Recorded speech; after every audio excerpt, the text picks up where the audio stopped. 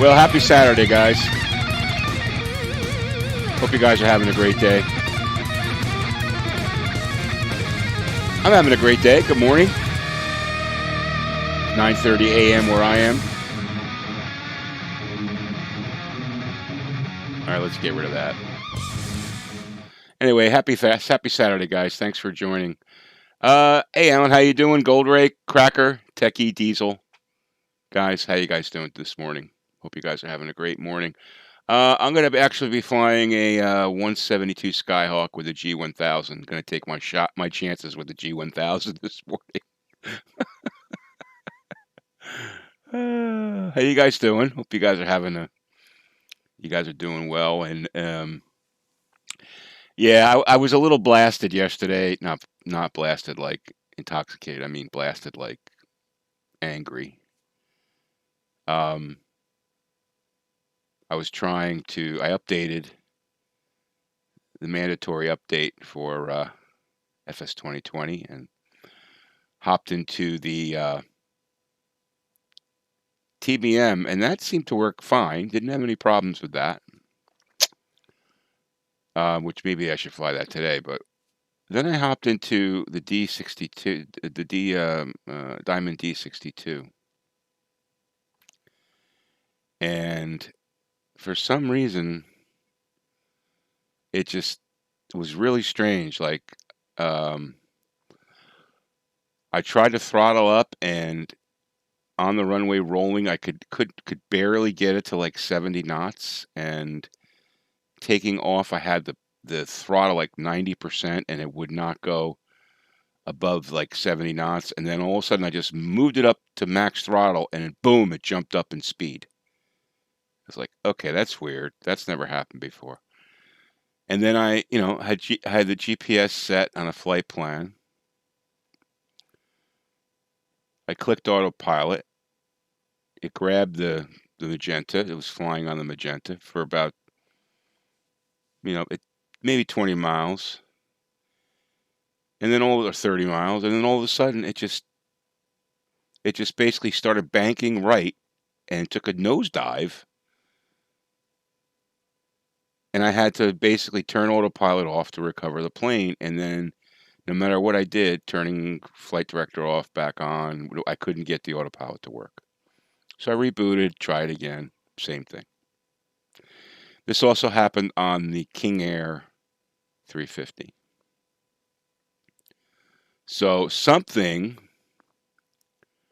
has gone wrong with this last update to cause the autopilot on the G1000. It seems, I'm not sure. I guess the King Air uses a different. It doesn't use the G1000. It's not the G5000. It's whatever it is. It's a little different. Take 6. How you doing? Thanks for joining. I don't know what but that had the same problem. So it was really aggravating. And then I sought to go to Facebook and one of the groups, just to, not in any nasty way, just in an informational way, post what was happening to see if anybody else was seeing the same thing. And I'm kind of learning my lesson. Like, you know what? Facebook is not the place to talk about FS 2020, because nothing on Facebook tends to be constructive, because you always have someone jumping in saying that you're complaining, and why does everybody always complain about this wonderful piece of software? And here's the argument. Oh, we know it's a work in progress. That's the argument. We know that it's unfinished. That really got my ire up. A couple people, basically saying that. And I saw this one guy basically defending Microsoft and Asobo, that how hard it is to develop this software, et cetera, and how, he's sick and tired of seeing people post their complaints. And I kind of lost it, and I got into a Facebook discussion, quote unquote, with a couple of people who don't understand. And listen, I've got a philosophy about software companies. I work for a software company. I've been in the software company a long time, in the software industry a long time. Different area. I'm in networking, but it's much more complex than a flight simulator. Trust me. And, you know, my philosophy is when you say you're going to deliver a generally available, you know, in the software industry, you've got alpha, beta, you got pre-release, and then you got generally available. Okay, and those are the stages of software. And when it's generally available, it should do what it's supposed to do. Okay, so I view Microsoft Flight Simulator when they released it as generally available. They never said it was they never said it was early access, which is what they use in the gaming world. Early access. Early access basically means beta, right? They never said it was early access. They never said it was beta. In fact, I'm going to play for you the trailer that Microsoft produced for the pre-order. Okay? Because my premise is that Microsoft never told anyone that it was lining up to buy this product to get it on August 18th, 2020. They never mentioned or said in any release that this was an unfinished, they were delivering an unfinished flight simulator. They never said that.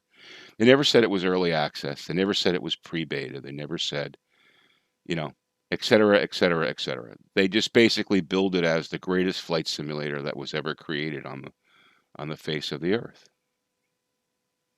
Okay.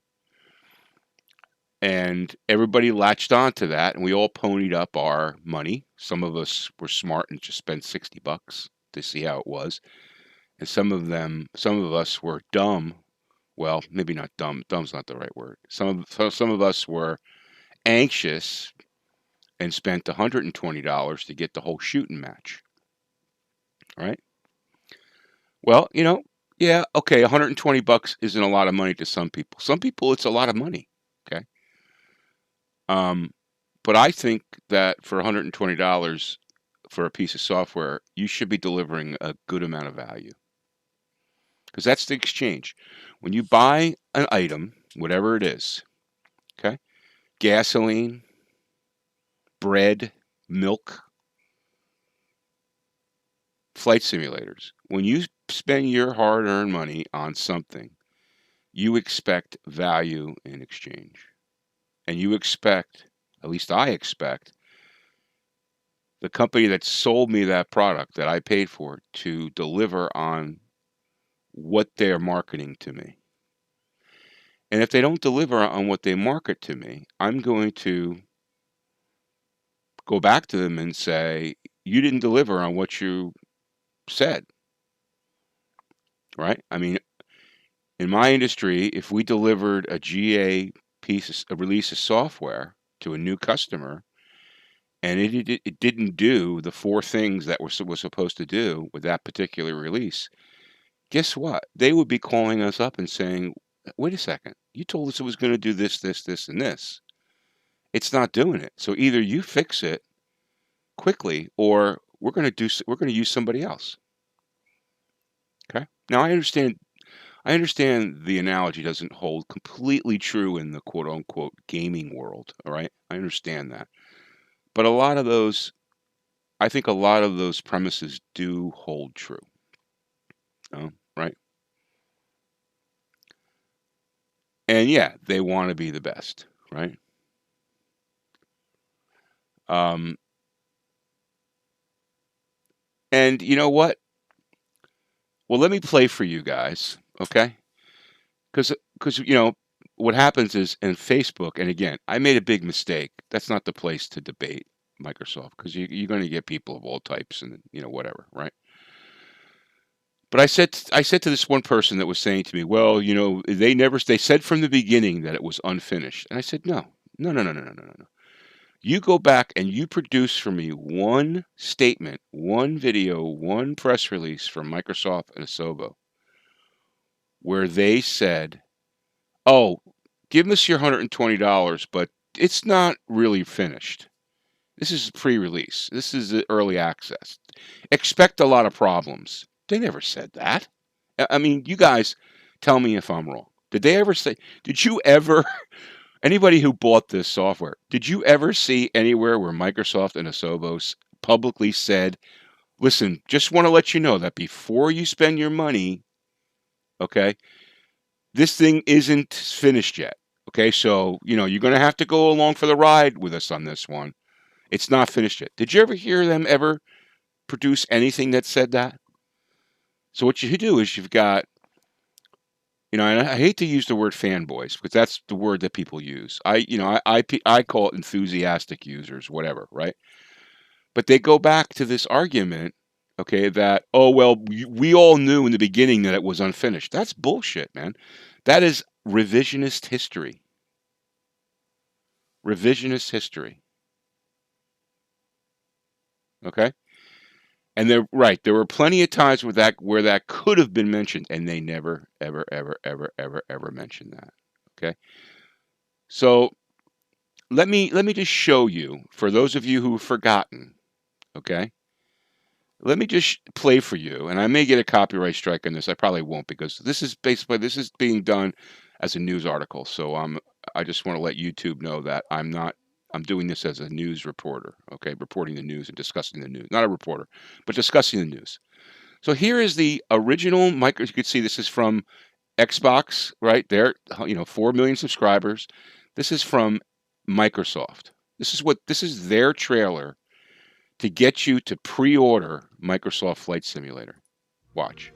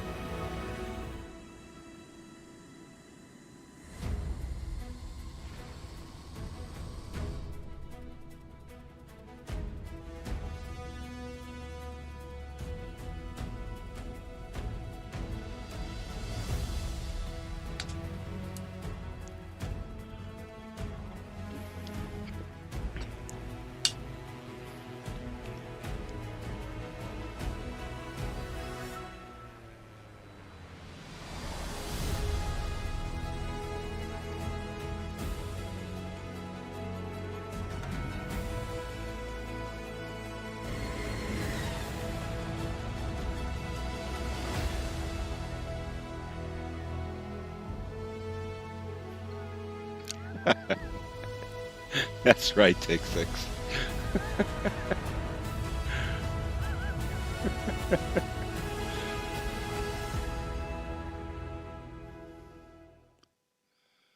Okay, that's the trailer. I'll let it go to the end. All right. Let me ask you a question. Do you see anywhere in there where they said it was pre-release? That it was unfinished? That it doesn't function? That has issues with flight modeling? That this plane doesn't work and that plane doesn't work and this thing? Did you see anywhere where it said any of that in that launch trailer? I didn't. I saw. Now, by the way, I'll give you credit. If you crank up the volume on your graphics, okay? Hey, Bill, how you doing? You can get those types of views. Just 100% true, okay? I'm not saying they didn't show you anything in that video that wasn't true. I'm saying to you that they never mentioned, okay, anything about this thing being unfinished. Number one, okay? Second thing, let me show you one more thing, okay? Now, this is still on the Microsoft website. This is how they sell Microsoft Flight Simulator. Okay, I'm going to go through this slowly. 4K, Ultra HD, HDR. The most incredible experience I've ever had on a computer, IGN. Okay. Okay, okay, okay. You know, next generation flight simulator, the world at your fingertips. Okay, good, sure. Show you all the stuff you can do, Game Pass, game features. Travel the world, we all know it's beautiful. Okay. Earn your wings. Okay, hone aircraft, commercial jets experience, scale level, interactive, highlighted instruments, guidance, checklists. Incomplete. Test your skills, fly by night. Okay, fine, sure. Game details. From light planes to wide body jets, fly highly detailed and accurate aircraft. Accurate aircraft in next generation flight simulator, Microsoft Flight Simulator. Accurate aircraft. Okay. Let me ask you a question. Does it say anywhere on this page that it's unfinished? Okay. So let's look at this. Standard edition. Includes 30 highly detailed planes with unique flight models. Yeah, unique sure is right. Okay. Unique flight models. Okay. They all have their own individual flight models. Okay. Now here you got 5 more you get some more planes with highly accurate planes. Highly accurate planes. Okay. Highly accurate. So highly accurate, but the on the SR-22, basically all 50% of the controls aren't functional. Highly accurate. Okay. This is all. Okay. Here's even the fine print. Does it say anywhere in here about it's unfinished? No. It never says anything here about it being unfinished.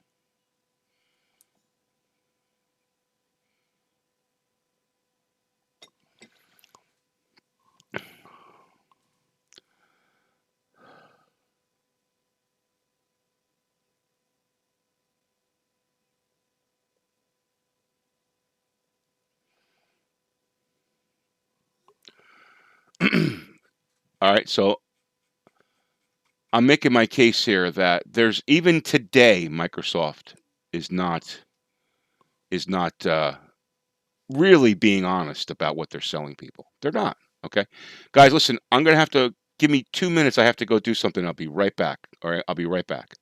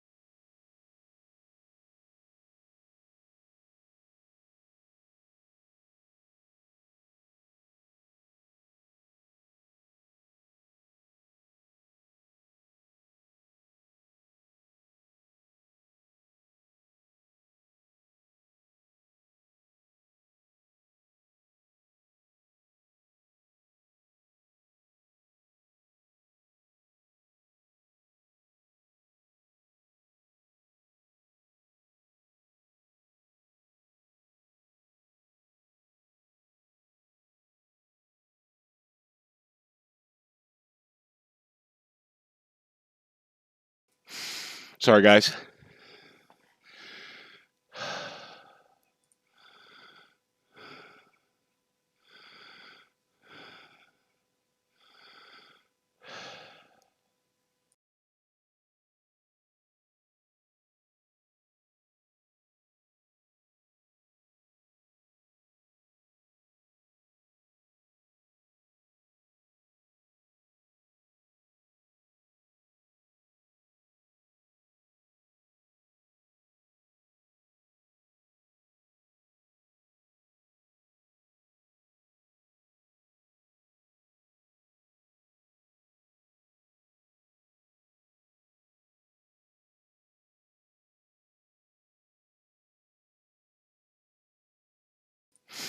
All right, sorry, guys. Whew. Had to go run to do something. Yeah, so I know that I sound like I'm ranting. Okay. But this last update just really got to me. It really got to me. I mean, it's basically a plane has been working for a month and a half. All of a sudden, just it started to do things that the simulator did when it first came out. So it's almost like I said to myself, they've made no progress.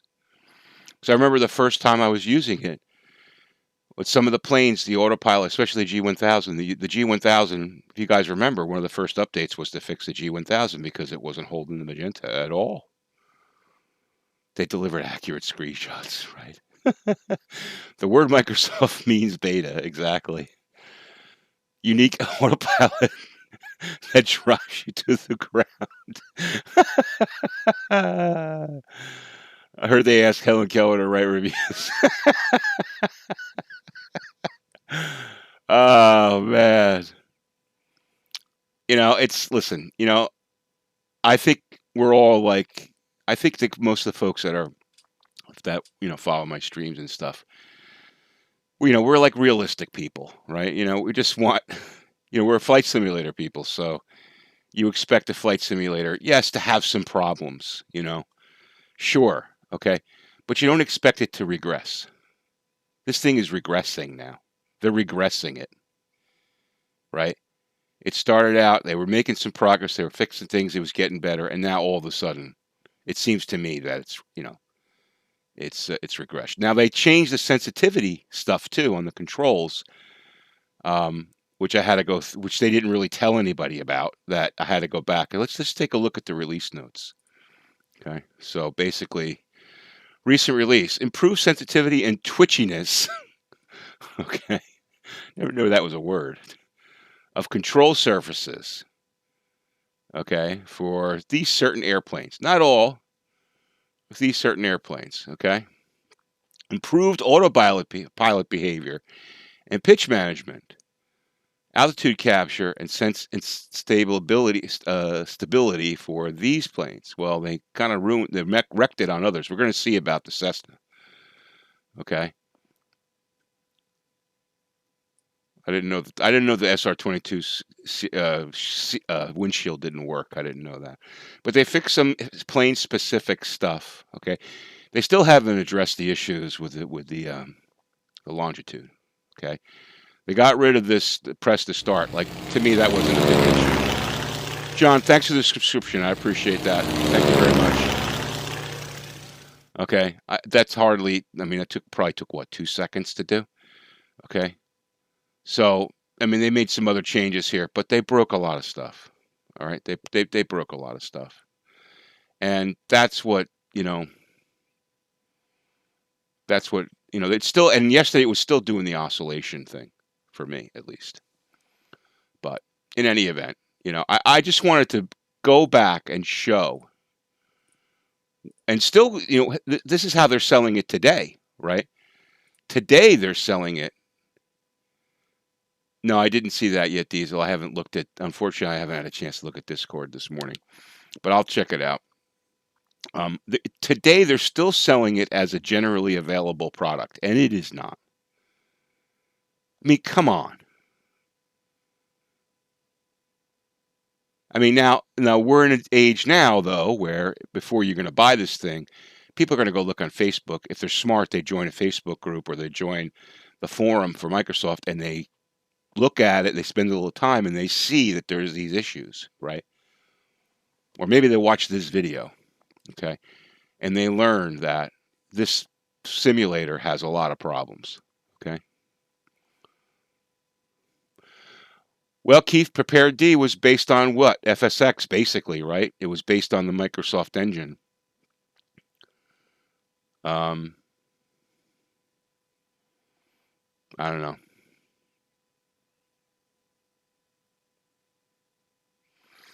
So anyway, let's get on with the flight. Because I'm really anxious to see how this plane performs. So we're going to go from San Luis Obispo, KSBP. Okay. And we're going to go to the lovely Catalina, which is KAVX. Okay, let's set our arrivals and departures correctly.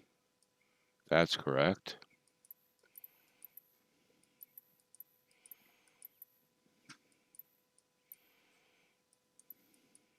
That's not correct.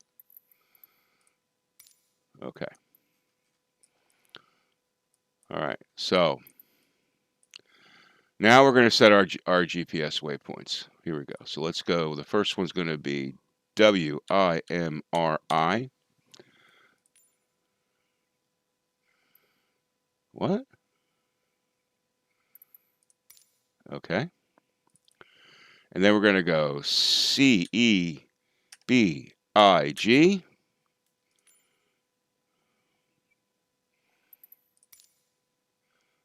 And then we're going to go TURKA. If you guys want to follow along, I'm going to be on the, there's two TURKAs.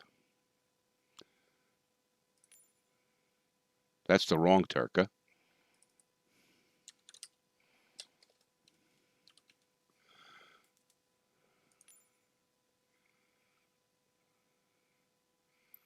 That's the right TURKA.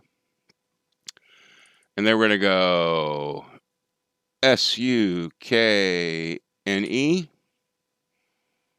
SUKNE.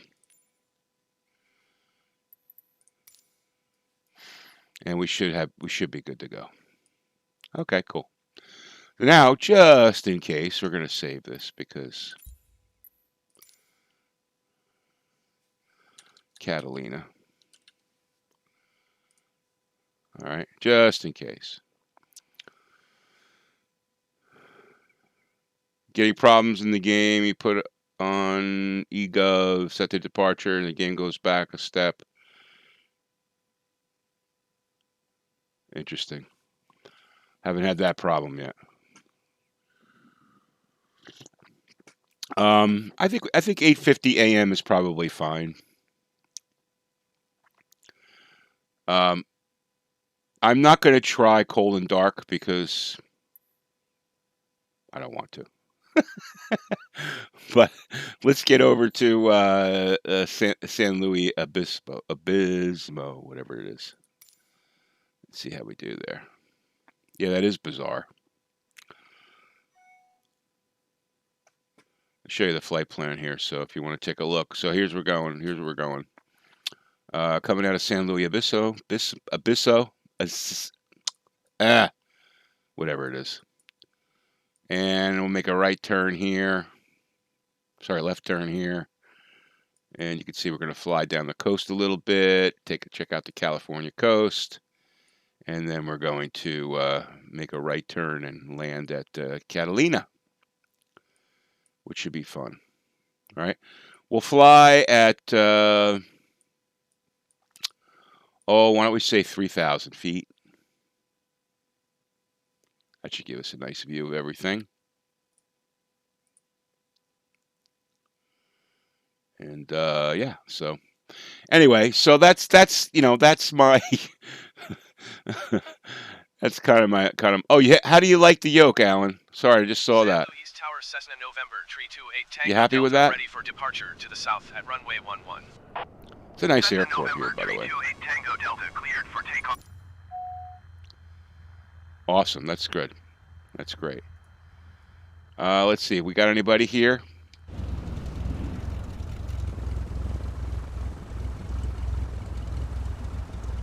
I'm over here, runway 11, if you guys want to join me. Does it take up a lot of space? It's pretty big, right?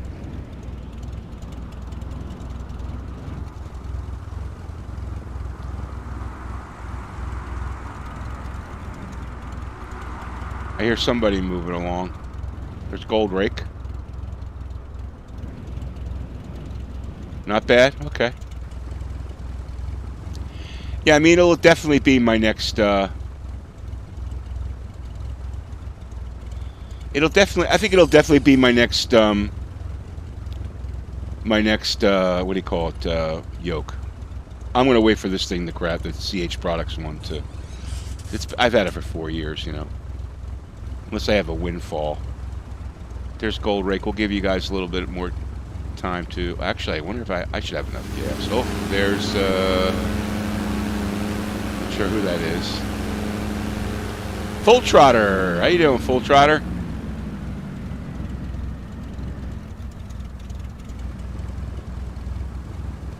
I hope I have enough fuel. Let's see.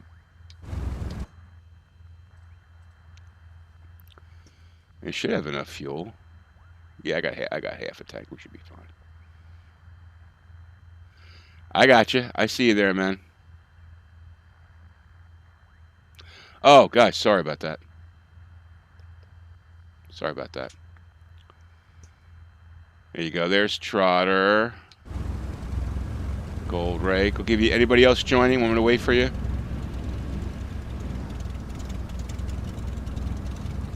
Now, I'm going to try to hold the GPS line here, guys. All right, so let's see what we got here. We're going to go... CDI is on. Okay. We said we're going to fly at 3,000, right? We're going to go nav. Whoa, that was weird. We're going to go nav. Virtual speed, and we'll just do a slow climb at 400 feet per minute. Okay.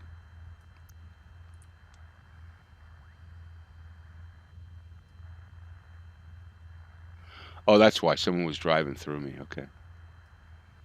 And let's get rid of that yoke. Anything else we got to worry about here? Set our flaps to take off. We got our flight plan in place. Let's just check that out, make sure that's the case. Looks like it's all right.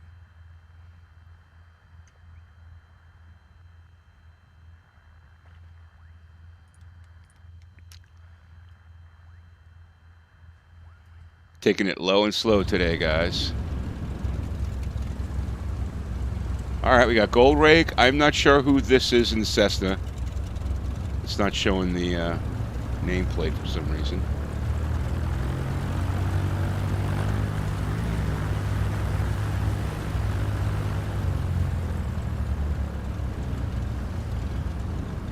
Give it a few more minutes.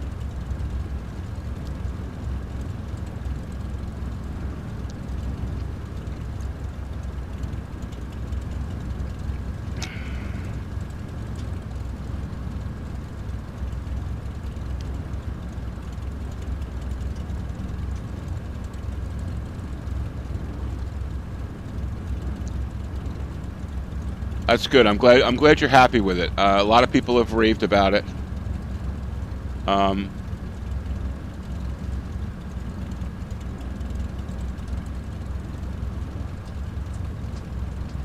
Did you guys notice that the sensitivity changed? That I had to go back. Like I had before this last update, I had all the sensitivity settings on like -70, and they actually added another sensitivity option, and I had to go back and change everything to 0 for things to work properly. So I don't know if you guys experienced the same thing or not. All right, so what do you think the chances are that here? I'm going to change my my clock here a little bit so we can get a little bit better. You guys could see a little bit better. You got to do the same thing with sensitivity, Gold Rake? All right, so I'm not alone. All right, so let's just throttle. I want to throttle up and see what happens here. Okay, we're good there.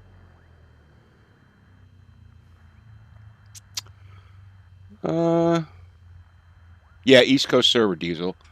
We'll wait for you. We'll wait for you.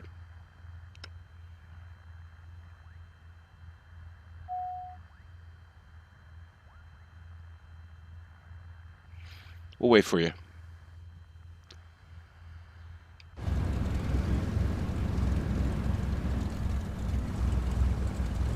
Oh, there's diesel right there, right there.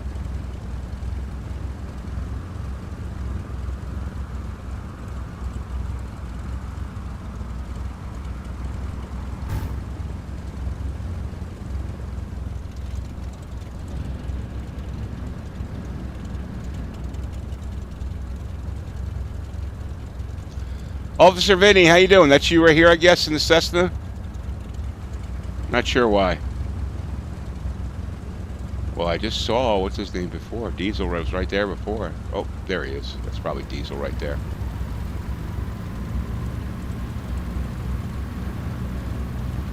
All right, we got a good group here. All right, we ready to go, guys? I'm going to basically fly the autopilot. Okay, I'm flying the flight plan. So you guys want to buzz around? That's fine. Right, here we go. Throttling up. 3, 2, 1. Release brake, and here we go.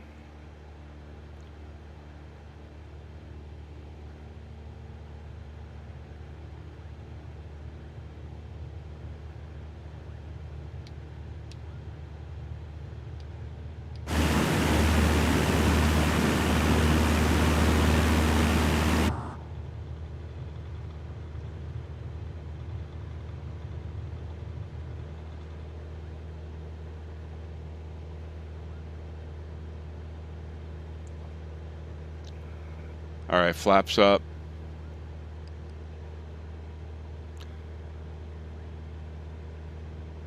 Now look at this. See, 55 knots. I've got this thing full throttle.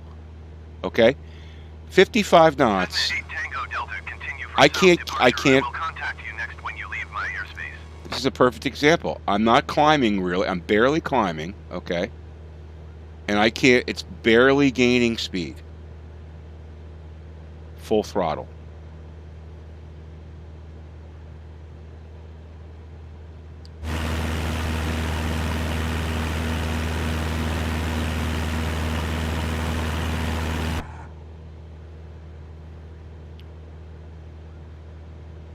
Flaps are up, yes. 75 knots. I'm barely pushing 75 knots. Payload is a half a tank of gas. Mixture's full. I mean, I pull the mixture back. Now I just pulled the mixture back a little bit.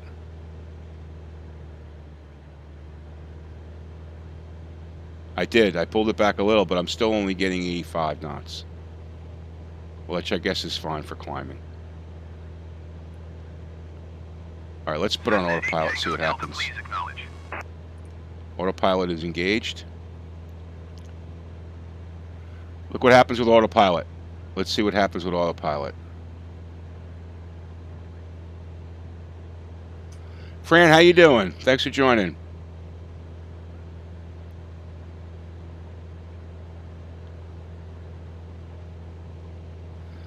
Wise choice, Fran. All right, looks like we grabbed the magenta. And looks like we've got... Delta, acknowledge last transmission. Cessna 8 Tango Delta, you are leaving my airspace. Frequency change approved.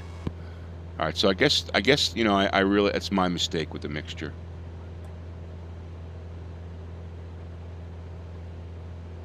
So far, so good. That's good.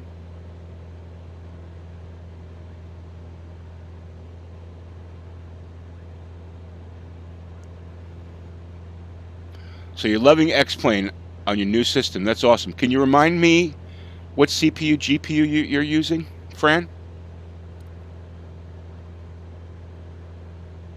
Cessna 8 Tango Delta, ATC services terminated.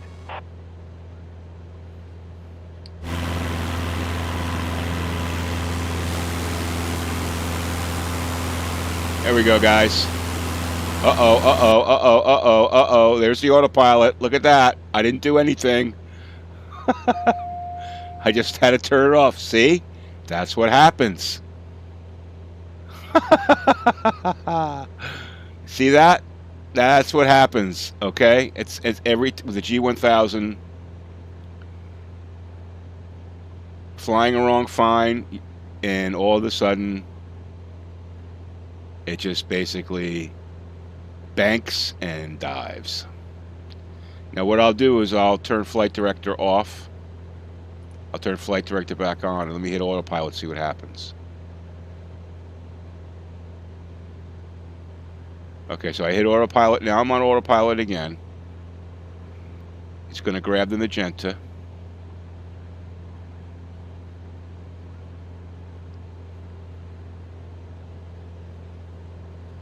I don't know what it's doing for altitude. Let's see here. Let's do nav. Nav. Okay. Altitude up. No, it's 700. All right, so now it looks like it's captured again.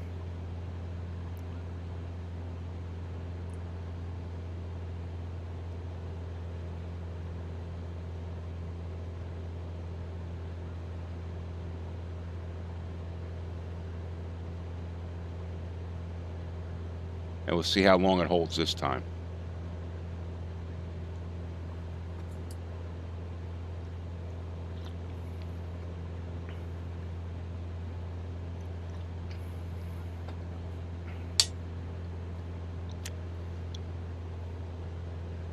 It's going to climb to 28.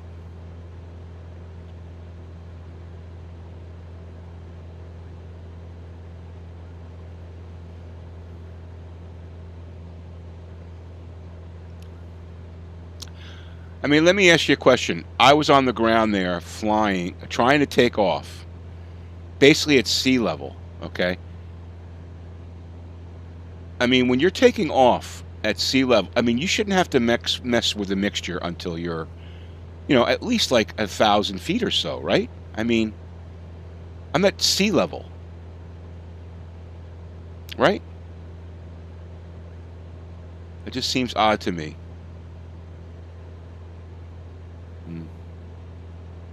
Yeah, I mean, I should be able to go full mixture up to 3,000 feet. That's not the way this plane works. If I didn't pull back on the mixture, I would have been struggling to push like 60 knots, 70 knots. And right now I'm at 2,600 feet and I've got the mixture. Well, I'll show you where I got it. I got it just pulled back a little bit.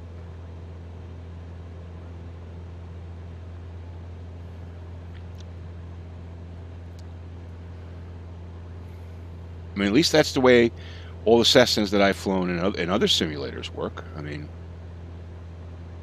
all right. So now it looks like we've captured the GPS again.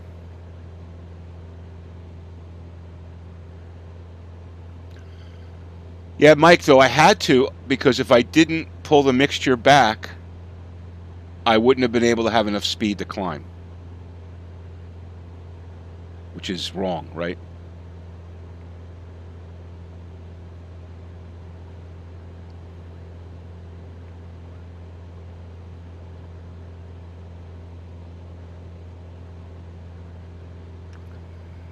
All right, let's see. We have quite a armada there. Oh, there we go. There we go. Look at that. There's the autopilot. All right. It seems like it seems like whenever we go to the outside camera. Wow, that's weird. Let's try that again. So let's go autopilot on. It's capturing again.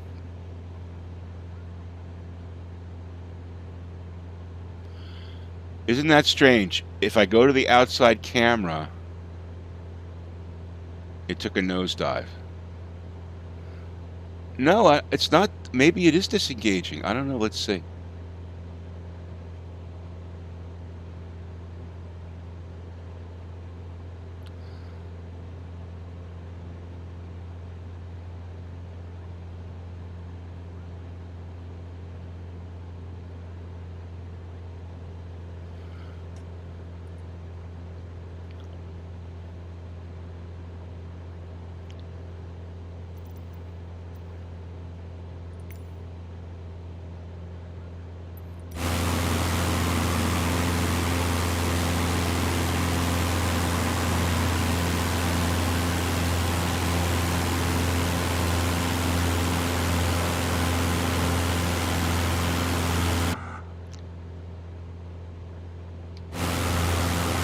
Okay, outside camera. Seems to be fine.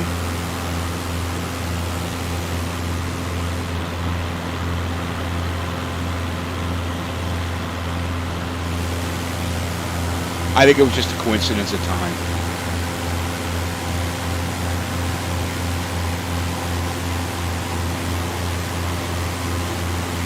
Sure does look good, though.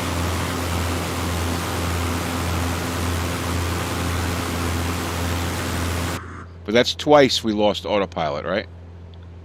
Twice.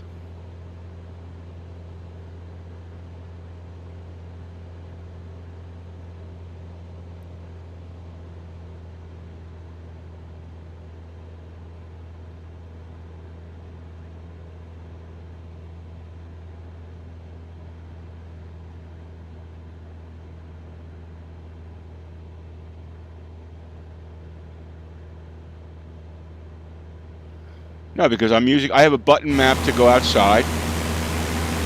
That's the outside view. I just hit it, no problem.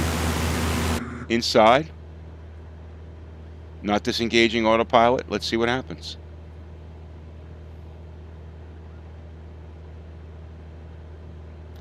But this happened before. I was in the DA62. I was flying somewhere. I was flying for like 30 nautical miles, and then all of a sudden, out of the blue, it just, and the autopilot didn't disengage. It was still engaged. The plane just banked and went down.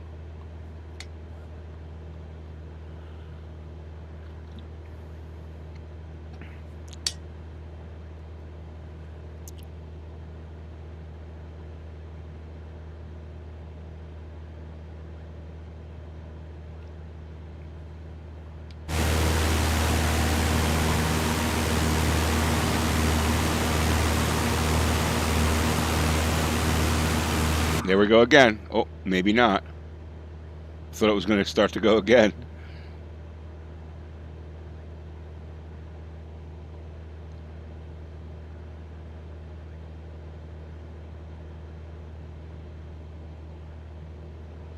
Sounds like something's mapped weird. I don't think so.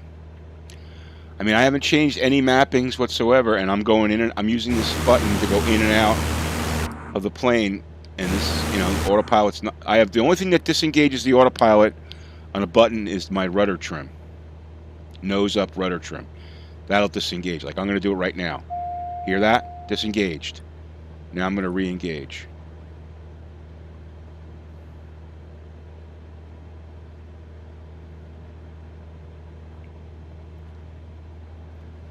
It's still engaged. Look what's happening here. Look, look, look. See? Still engaged. That's not a mapping problem. That is not a mapping problem.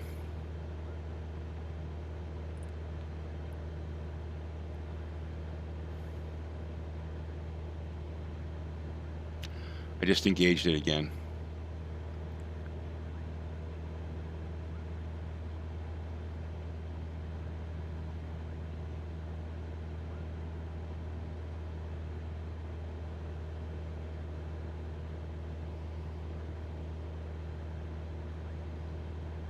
Yeah, I'm not the only one reporting issues with the G1000. There's others that have said the same thing.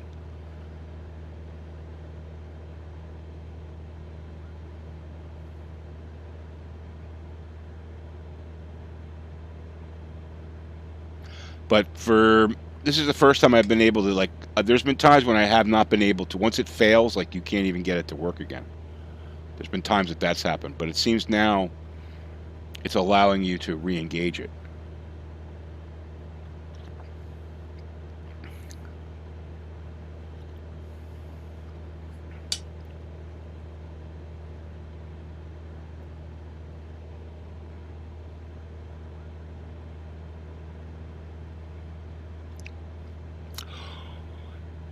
Let's see. You like to see... Oh, listen, Fran. If you want to see Catalina for X-Plane 11, go on X-Plane.org. And there is free scenery for Catalina that you can add to X-Plane, and it's excellent.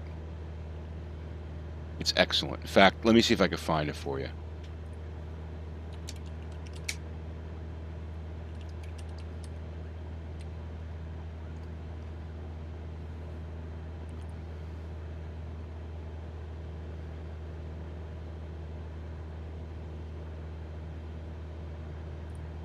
Here we go again. Here we go again.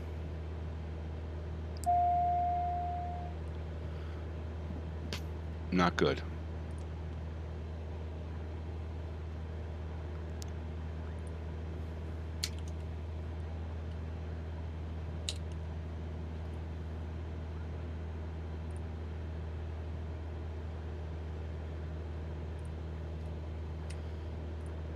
Here you go, friend.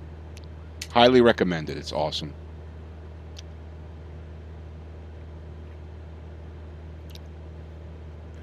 You might have to install a few different libraries.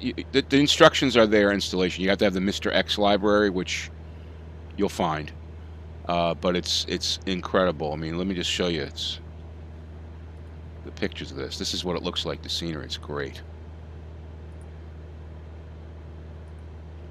And they did the whole island, whoever did this. Really nicely done. And it looks great in VR, by the way.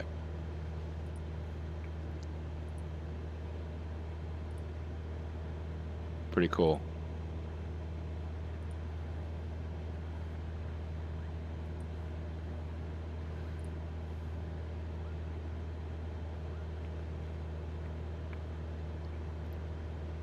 Yeah, Mr. X, exactly. Did he do it? I guess he did it.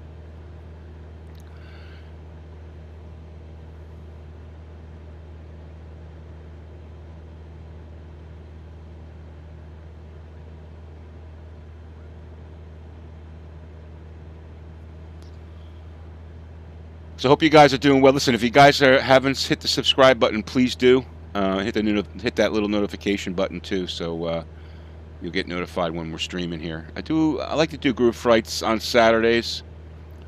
My apologies, I haven't been streaming during the week. It's just work has been, you know, very, very busy, and life has just been very, very busy, which is a good thing, right? It's a good thing. So, but it's you know, I haven't had the time during the week. So hopefully get back to at least a 2-time a week schedule. That's what I'm going to try to get to. I think 3 times is a little ambitious for me, so 2, maybe like a Tuesday and Saturday kind of thing might be good.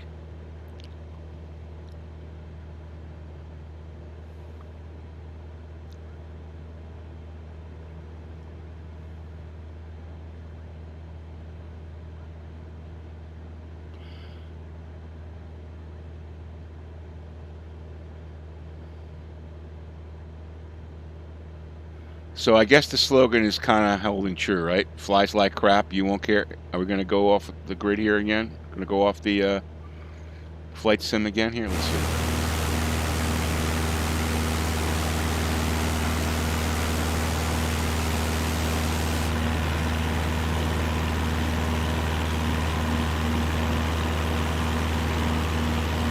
Here we go.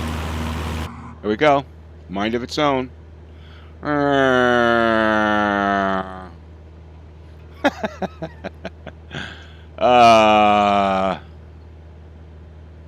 Re-engage. Is that the 4th time?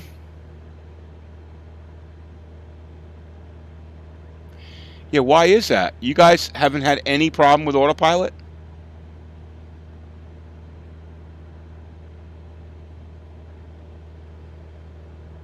No, I don't have any mods or anything. Okay, so I'm running like plain vanilla FS 2020. Wow. No, I'm using GPS mode, nav mode. I'm using nav mode. But I've had the same problem with heading mode, I'll tell you that.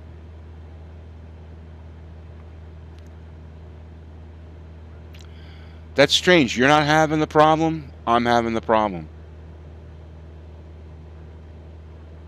Strange. Why? Why is my software is the same as yours? I mean, our configurations are different.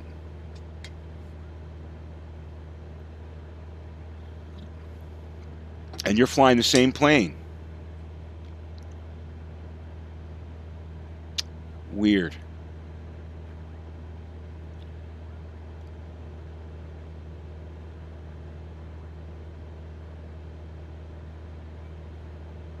I mean, troubleshooting would say that if I'm the only one having the problem, but like I said, I've seen other people in forums and Facebook that have said the G1000 is, doing the same thing for them. So maybe, that's something to do with the way I'm configured. I don't know. But that shouldn't be, right? It should work the same for everybody. It's very odd.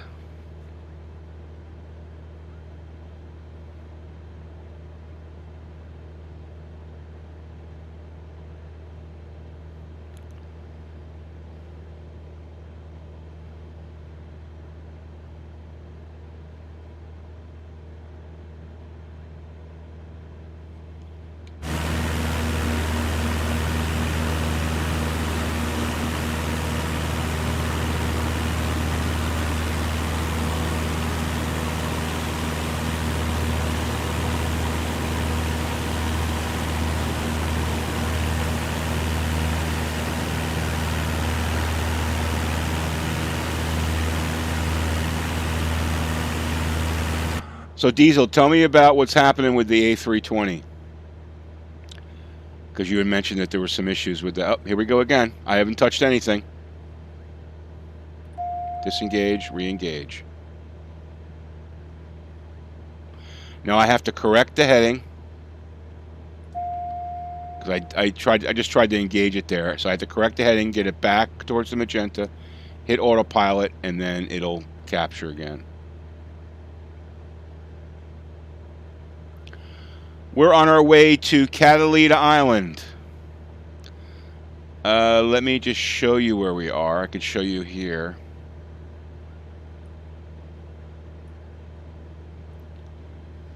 Here's where we are. We're just southeast of... oh, I'm losing the autopilot again, I think. Am I? No.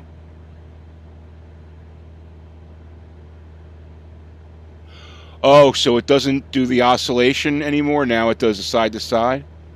That must be interesting. That must be interesting when you're landing. Does it happen when you're landing or just on autopilot at altitude?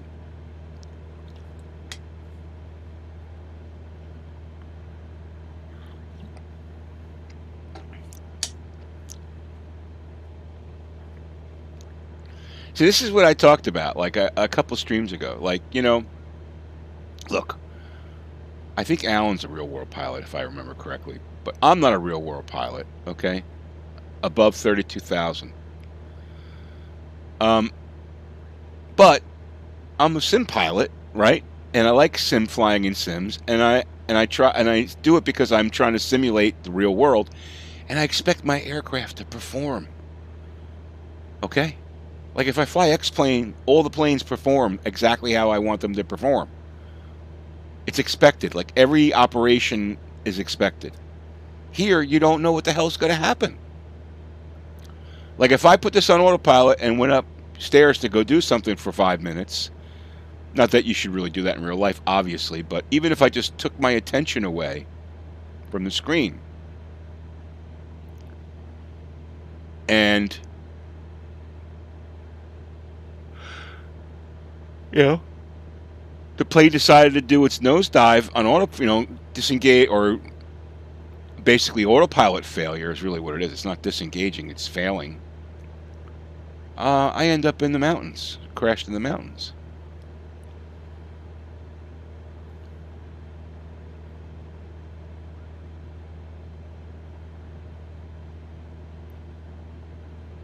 Oh, no. I have never had any failures in X-Plane 11, like autopilot failures like that.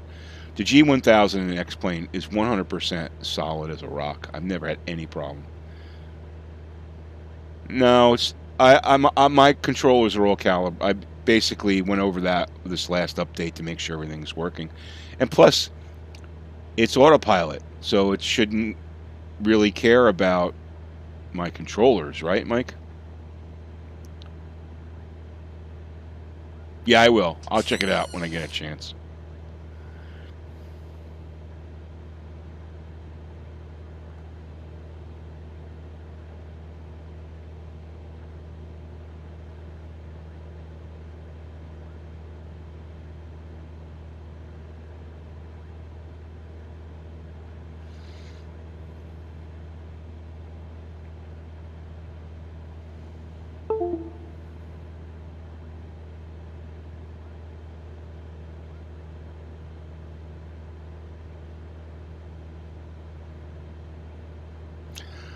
Most of the time, Mike, it pulls to the right. Sometimes I've had it pull to the left a couple of times as well in different planes. Like in the Ti SC2, it pulled to the left.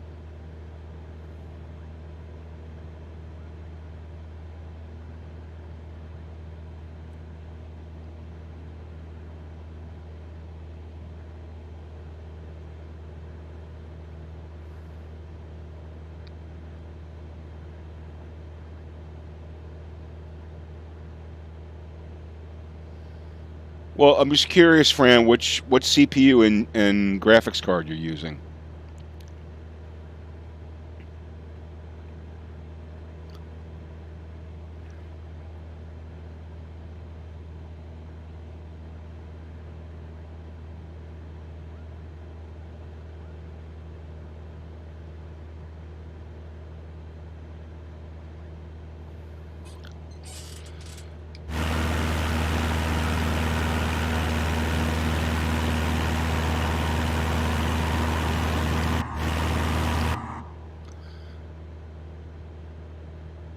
Yeah, it seems not always, Mike, but usually. There's been a couple of times that it's gone to the left.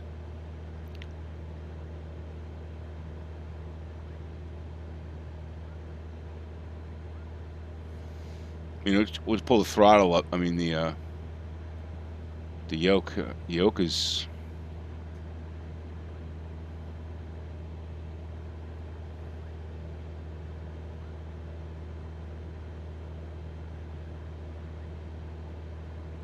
The yoke looks pretty centered to me.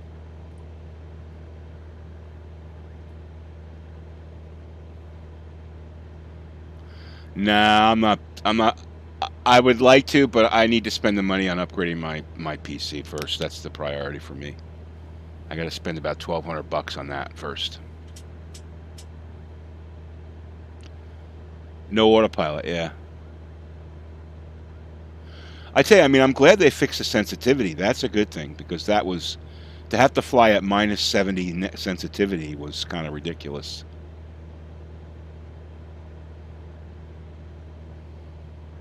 Oh, that's a nice. That's a great CPU. That's awesome.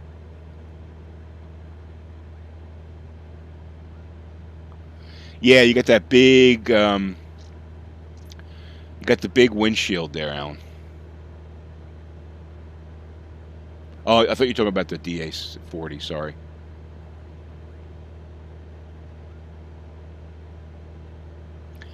Yeah, it's pretty.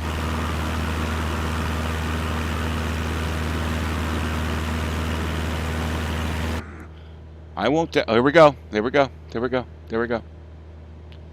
So now I have to disengage. Get her back on track here and re-engage.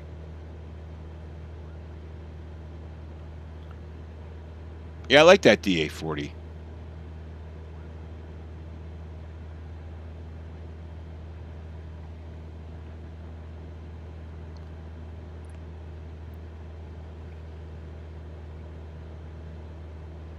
I might have to get up here a little bit.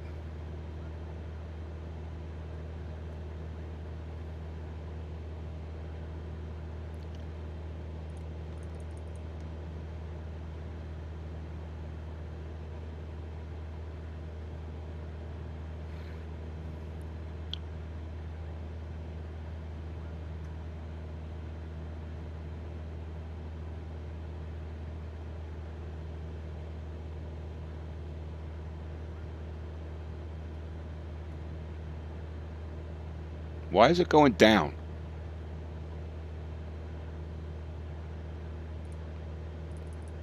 That's why.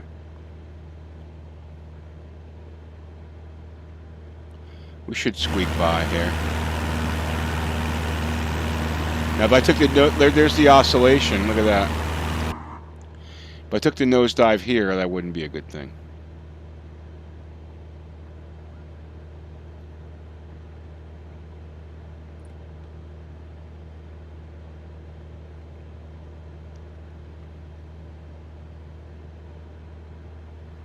Yeah, I like that DA40. That's a nice plane. The 42, isn't there a 42? No, there's another Diamond that's got single engine Diamond that has autopilot. I forget which one it is. In FS 2020. I thought there was one that had autopilot.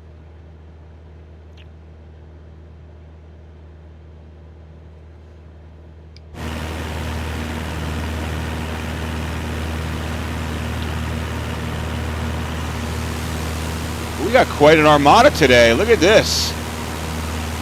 Wow. 1, 2, 3, 4, 5, 6, 7, 8, 9. Well, maybe 8. 8 people flying with us.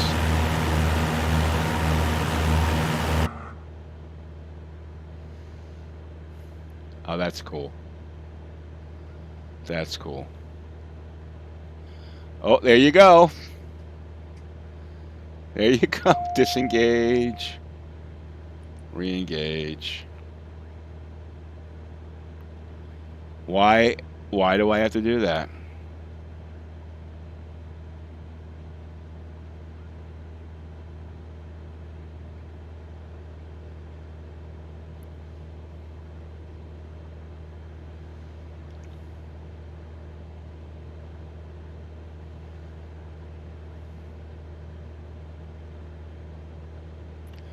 Don't know why. Don't know why. Seems really odd. Who's that up there?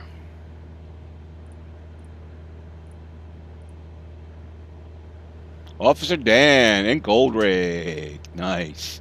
Nice formation, guys. Nice formation, for sure.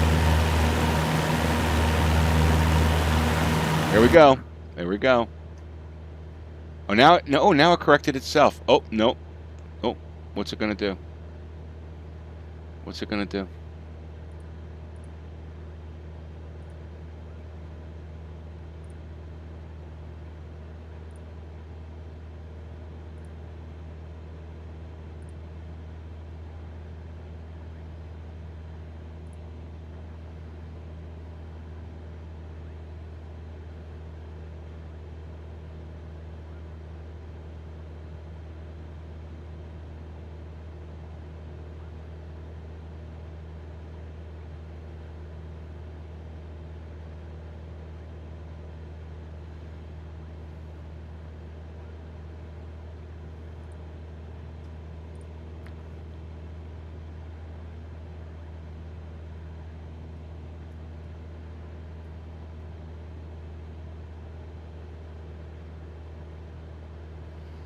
I think they've added a little bit more edginess to the mountains, because they used to be very, very rounded. It seems like they're much more edgy.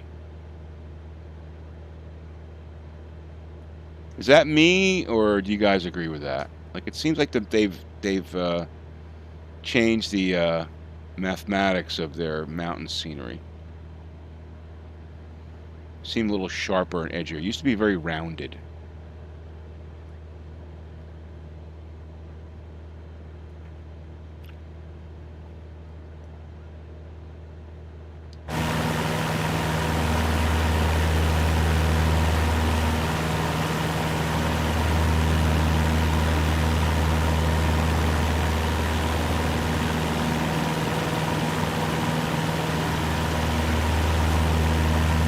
Whoa. There's Aaron.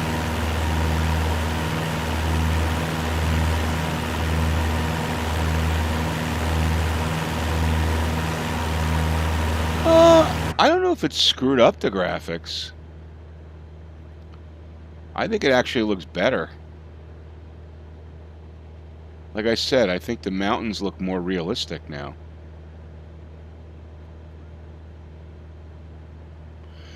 It didn't change my graphic settings at all. It didn't change any of my settings. I think if you have modifications, a lot of people had some problems. If you've got mods, I haven't added any mods to this at all, kind of purposely. Yeah, they seem like they look better, don't they?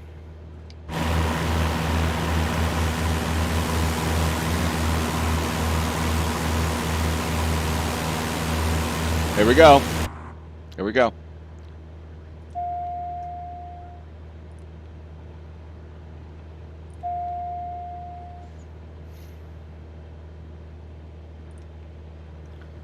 What the hell?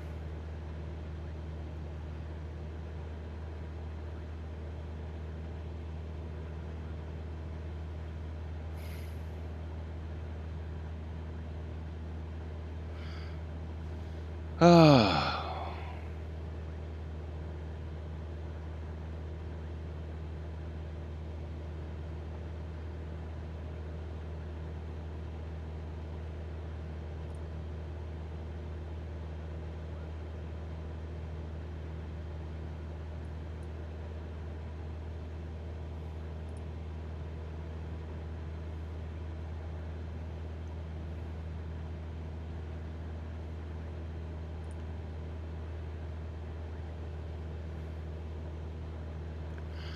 Yeah, it happened one time when I didn't do that, Gold Rake. I was just inside and it just happened. So I think that's a coincidence. I'm going to purposely not go to outside view and see if it'll happen again. Because I thought the same thing at first. But it happened one or two times when I was just inside here too. So.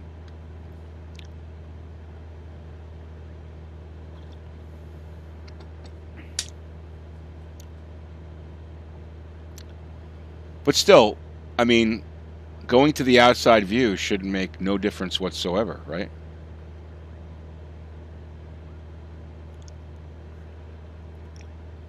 Shouldn't have any effect on the autopilot.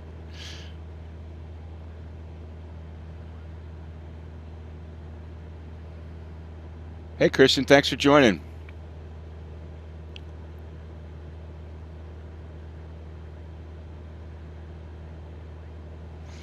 What's okay if I can't? I'm sorry.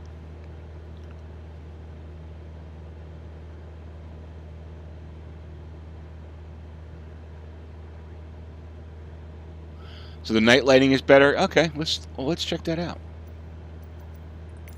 for a second here.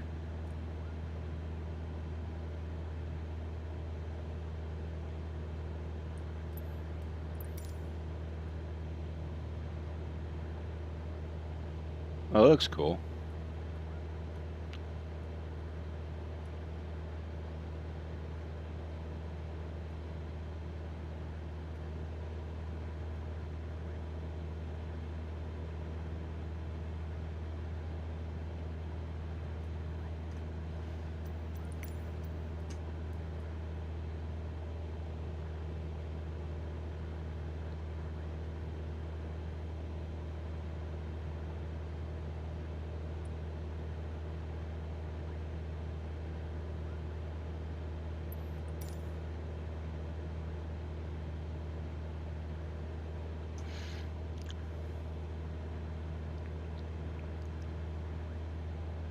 Uh-oh.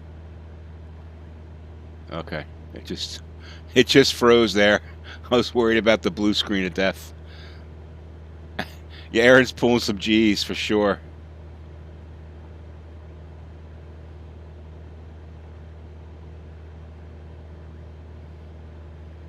So guys, if you hadn't hit the like button, please do. I'd appreciate it if you would.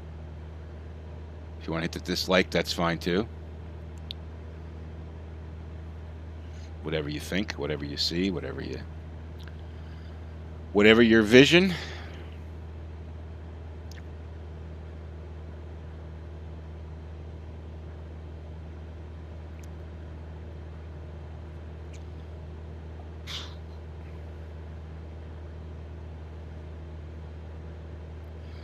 Maybe we'll do a little barnstorming around San Diego. What do you say? After this. It's kind of a cool place to barnstorm because you got the military Air Force base there, and you've got, maybe it's a Navy base, and you've got the commercial airport.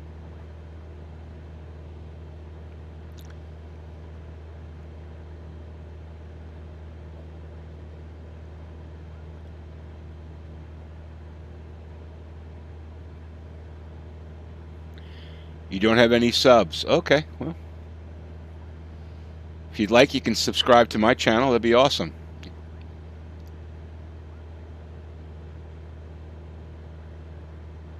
Yeah, right. Thumbs up the stream like I like the autopilot button. I mean, I think I've hit that autopilot button, what, 7 times? Oh, what are you? You're flying a B7.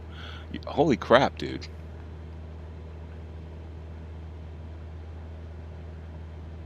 Aaron's going into the clouds there. Check out Aaron going into the clouds.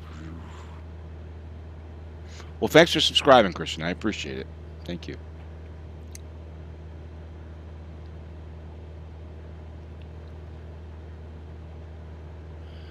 All right, so it looks like we're heading out here over the ocean. We got a few more. We got a little bit of ways to go here. Let's just check that out and see. So far, autopilot is holding. So we've got...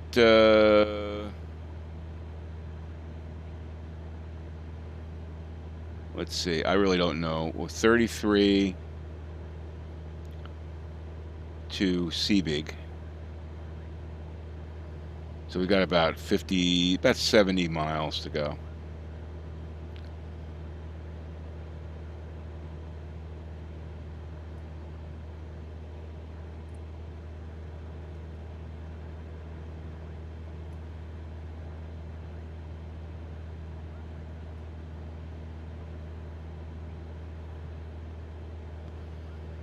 See how you extend out here, get that fisheye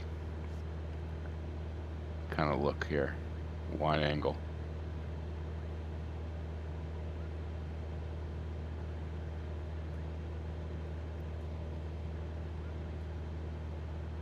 And you zoom in again, you don't really get the fisheye as much. You invested $200 in X-Plane add-ons. Yeah, we'll see X-Plane 12. I would guess we're going to see X-Plane 12 next year. That's my guess. Mid next year. That's a total guess. That's a wag, as they say. Wild ass guess. A wag. That's a wag.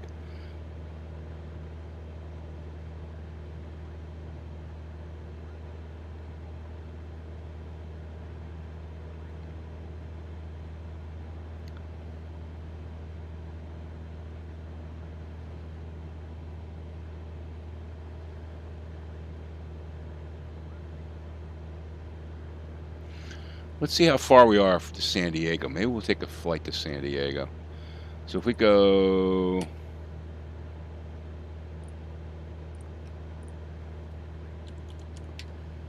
$73 miles. Yeah, let's do that. We're going to land at Catalina, and then we're going to fly to San Diego. Let's do that. All right, that should be fun.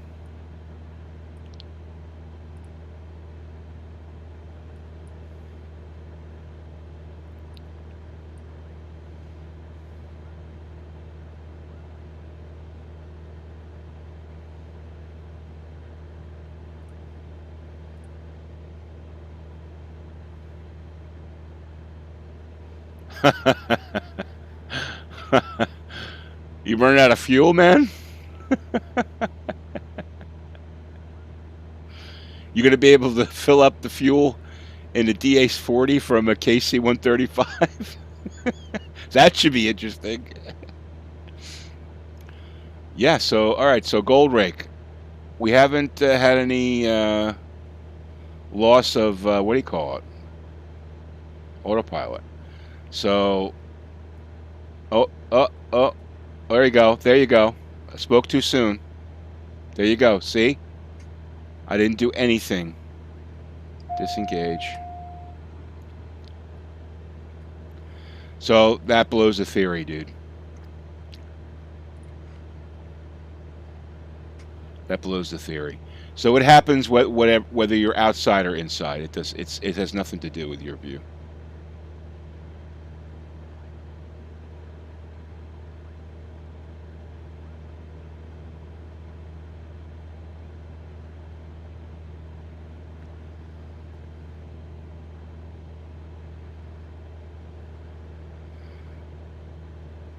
So who's there in point of view? Who's that in point of view? Flying the DA-62 in point of view.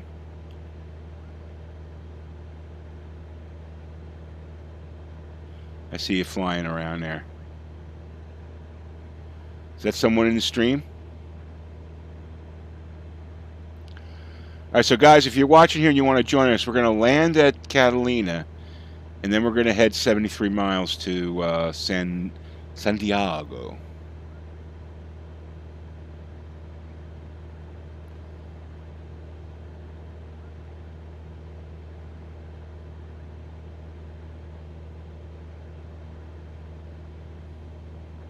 The home of Ron Burgundy. That's a funny movie, man. Anchorman.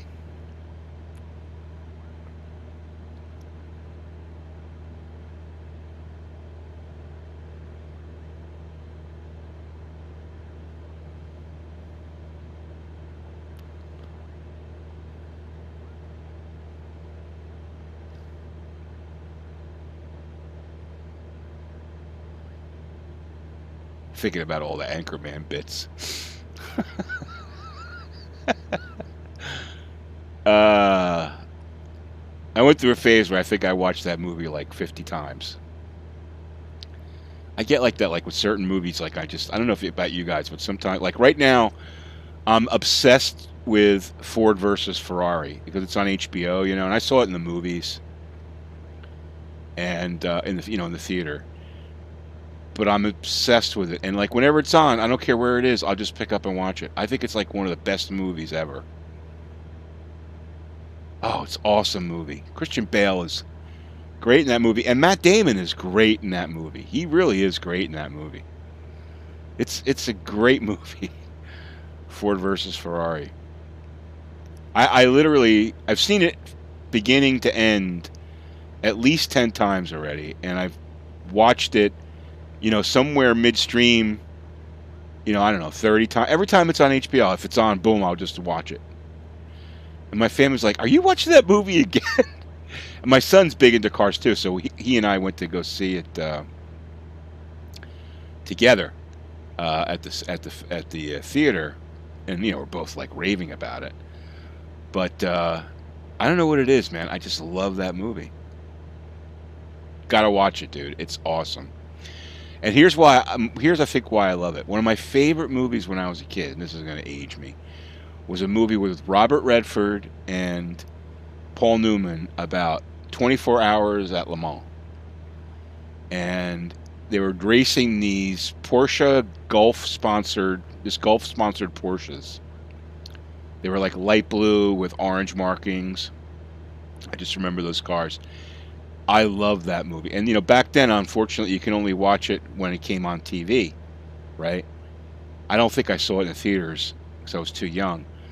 But when it came on TV, I was like, oh, man, I don't care what time it was on. I would, like, stay up to watch it. I love that movie. That movie was great. In fact, I'm going to see if I can find it.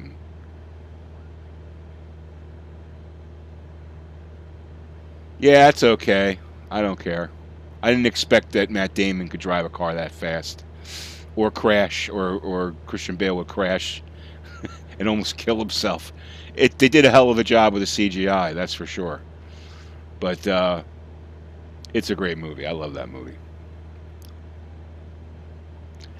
It's, to me, you know, I usually watch, like I've watched Driven and I've watched other racing movies.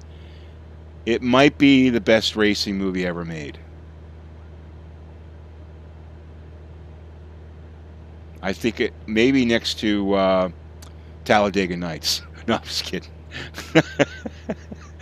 I think Ford versus Ferrari may be the best racing movie made yet. Next to Le Mans. Le Mans was a great movie. Oh, God, I love that movie.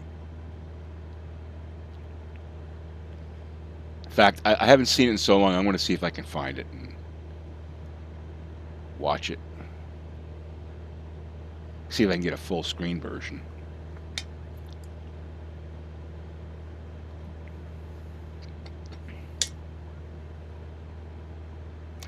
Another great movie, you know, like racing speed movie, is The Fastest Indian. That's a great movie. With Anthony Hopkins. Plays that dude from New Zealand. I forget his name, who was racing the Indian motorcycles at the Bonneville Salt Flats. It's a good movie. That's a really good movie. My wife even likes that movie. She likes Ford versus Ferrari too, but she watched it once. I think she watched it twice. But you know, she's not into watching it 30 times like like me. Seems like Autopilot has. Oh, I never saw. Everyone talks to me about the Italian Job. I guess I gotta watch that. I gotta watch that.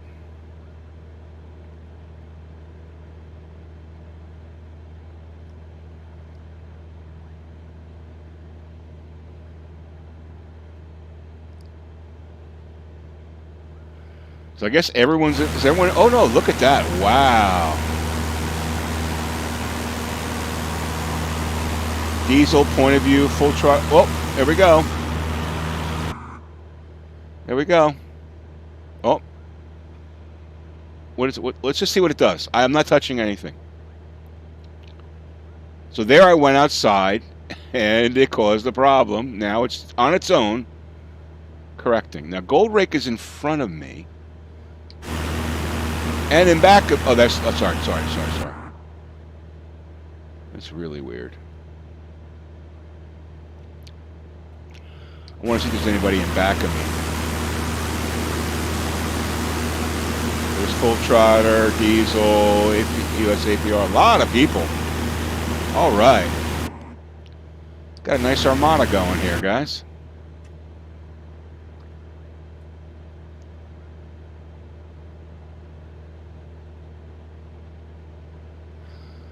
I've never seen that series. I never watched any of those.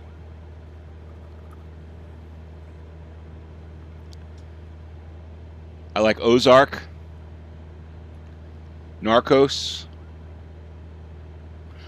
I think if it wasn't for Ozark and Trailer Park Boys, I probably would cancel Netflix. Grand Prix, yes, I saw that movie too. That's another great one, dude. Thanks for joining there. That's another great one, Grand Prix. I remember watching that one too.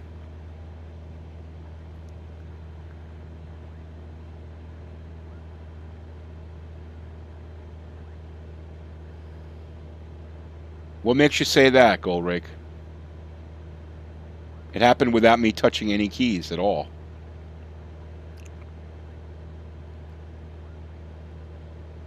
I was literally sitting in the cockpit like this, and it just started to dive. I don't think so, man. I don't think so. I think that's a coincidence. Oh, I panned. Okay, so here, let me pan.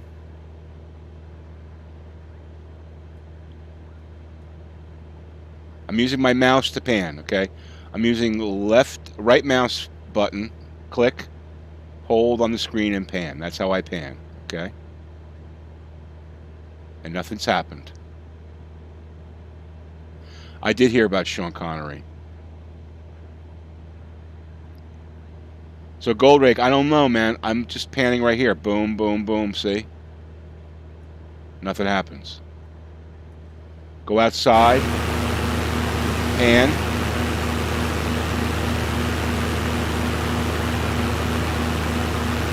Nothing happens. So I don't think so. I think it's just oh. Disengage, re-engage. Maybe you're right. I don't know, but it doesn't seem like it because I was just panning around. It didn't happen at all inside. I don't know. Put it this way, it shouldn't happen. But yeah, Sean Connery was one of my favorite actors. You know what movie he was great in was The Untouchables. Yeah. He was really good in that movie. I think he was my favorite Bond, too. He was my favorite Bond. But he was in so many great movies. Out was it Out? What's the one in the space one when they're Outlander? That's a good one with him. But I think Untouchables, the story about Al Capone and what's his name. I think that's one of his best performances.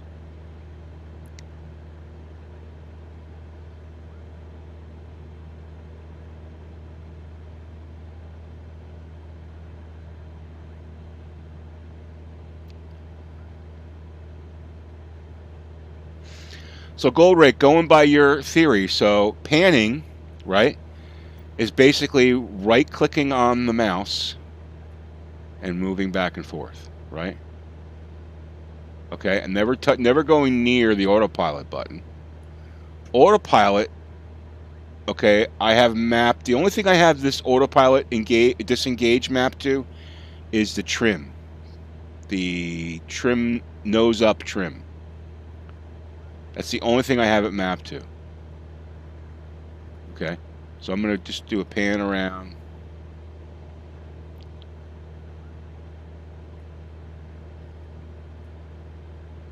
So I'm just trying to logically think about your thoughts there. I mean, it's a good thought. I just don't know if I don't know if it's the problem. I don't know if that's the problem.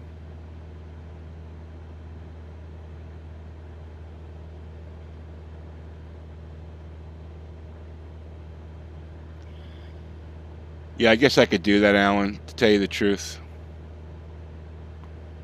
I've pretty much had it with testing out the software for them. They should test it out themselves.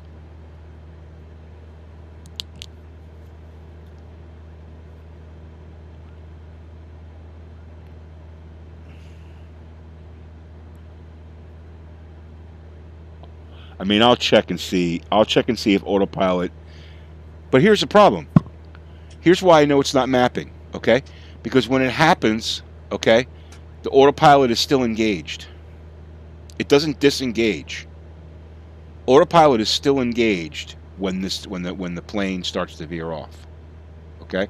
I have to disengage autopilot and then re-engage it to get it back connected to autopilot. So that kind of blows the theory away, right? If it was a mapping issue, it would show as disengaged, but it doesn't. It shows it takes the dive while autopilot is still engaged. Make sense?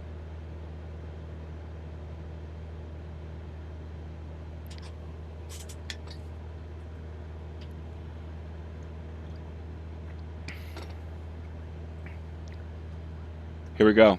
Or maybe not.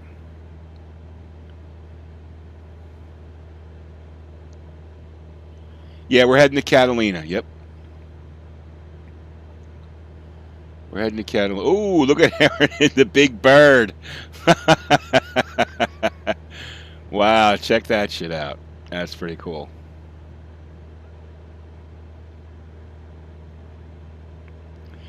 Yeah, we'll all land at Catalina, and then we'll fire things up again. Make sure we all got enough fuel, and we'll head down to Santiago. Santiago, which means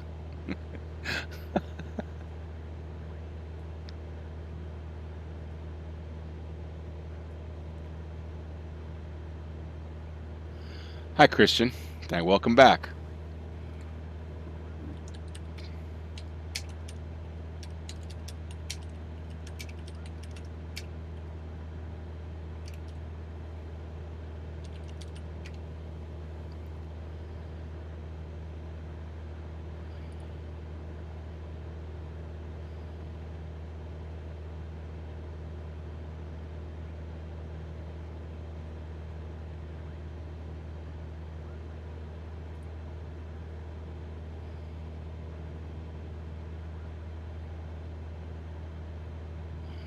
Discovered by the Germans in 1904. They named it. Don't you guys like Anchorman? Discovered by the Germans in 1904. I have to look it up because I can't remember it. Discovered by the Germans in 1904. They named it San Diego, which of course in German means a whale's vagina.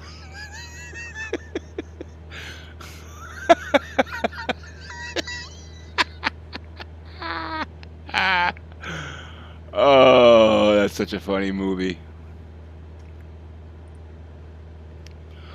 Stay classy, San Diego.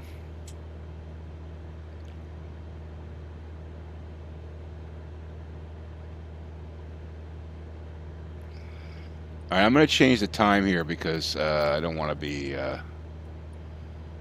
landing into a sunset. So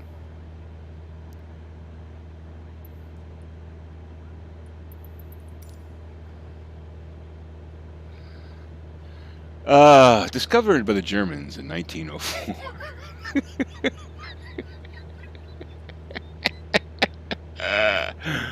Oh, Steve Carell is great in that movie too, man.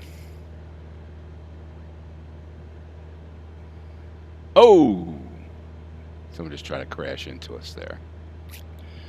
Doesn't work in Microsoft Flight Simulator though. You can't. I guess you can't. I guess you can turn that on, can't you? I can't remember if you can or not. I don't think planes can crash into each other. They don't allow that.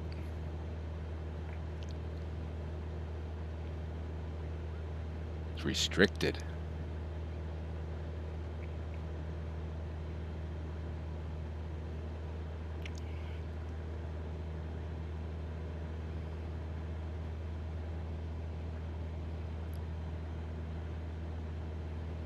Paul Rudd is great in that movie too. All right, I guess I'm gonna have to watch that one again. You know, I have this thing like I have these like fall asleep videos sometimes when I have a hard time falling asleep, and for a while, Anchorman was my fall asleep movie when it was on Netflix. I don't know if it still is. Yeah, I mean, you crash for landing crashes, but you can't crash into another plane. Yeah, I have it on too for on air as well. Which, by the way, the on air VR aviation group's doing well thanks to Diesel flying all those A320, Gold Rake U, others, you know, doing their part and building up the. We might actually start to have a real semblance of a virtual airline there soon. I can get some time to dedicate to it. But appreciate all the all the flights that you guys are doing.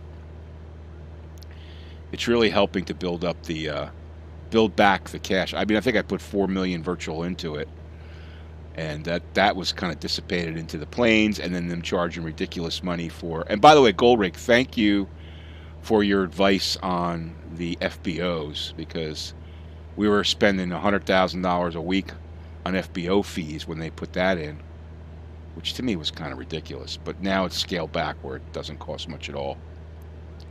But I'm going to try to, this coming week, try to get more time in on air. You know, it's funny, I was thinking about it because I've been using FS Economy for so long, and I said when on air came around, oh, I'm going to, I'm going to do both of them. It's a lot. You need a lot of time to do both of them. Oh, you did, man. Yeah, that's a great show, man. Mike Smith is hilarious. He really is. He really is. I love Conky. For those of you who don't know about Trailer Park Boys, if you've got Netflix, it's worth watching. The earlier season, like the seasons 1, 2, and 3, are a little slow on the slow side, but season 4, it starts to really. You could see these guys get comfortable in their characters, especially Mike Smith, who plays Bubbles. Season 4 is when he starts to get comfortable in his character. He's hilarious, man. That dude's hilarious, and Ricky is hilarious too. It's a great show. I watched that series, oh, I don't know, 4 or 5 times now. Pretty funny. Oh, you're learning FMS on the CJ4. Well, that's good. That's good. What happened to MS Herd? I'm not sure what MS Herd. What you mean there, friend? MS Herd. I don't know what you mean. Yeah, he actually played with Rush. There's a video of him playing Closer to the Heart with Rush.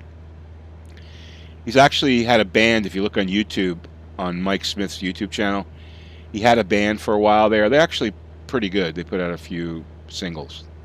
Yeah, he's a musician, singer, songwriter. Really talented guy. Very talented guy. I wonder if his eyes got messed up from wearing those Coke bottle glasses in character all the time, you know. But those glasses really make it. Yeah, I have the premium deluxe version, Aaron. I spent the 120.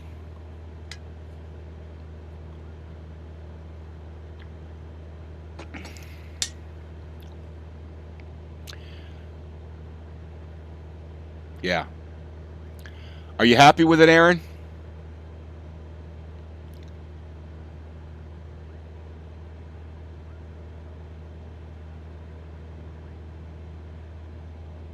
All right, so let's go outside. I'm not touching any buttons other than going outside. Not going to pan around. Uh-oh, look at that, look at that, look at that, look at that, look at that. Now look, autopilot is still engaged. It didn't disengage autopilot. All right?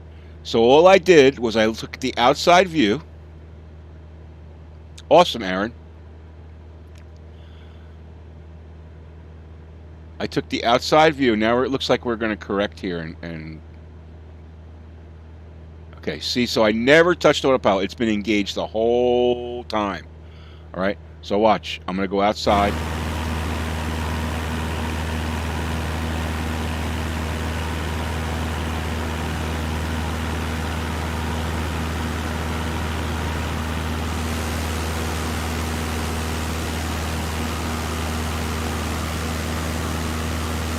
Diesel, Kivett, point of view, Crackerjack, Aaron, Full Trotter, Officer Dan in the back, USA over there. I'm not sure if Mike is with it, Gold Rake. I'm not sure if those other dudes are with us there.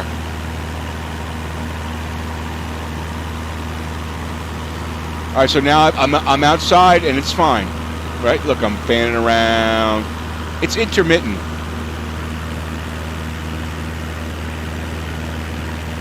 Memory issues. You think the memory issue would cause autopilot to fail? Let me just look at my memory. Seriously? You think that might be it, Bill?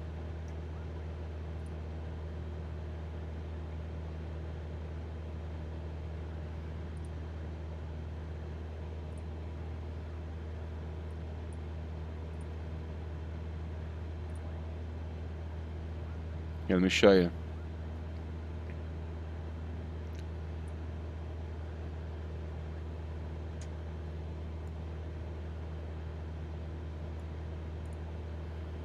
There you go.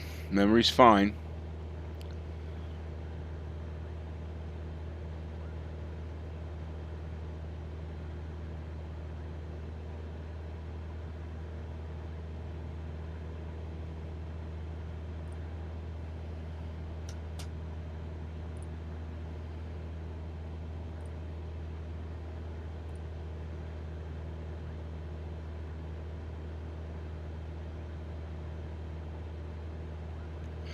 That was, let's see, you can still roll and pitch while airplane is on. The issue is why is it, exactly, why is it inducing a manual roll? It doesn't, autopilot doesn't disengage.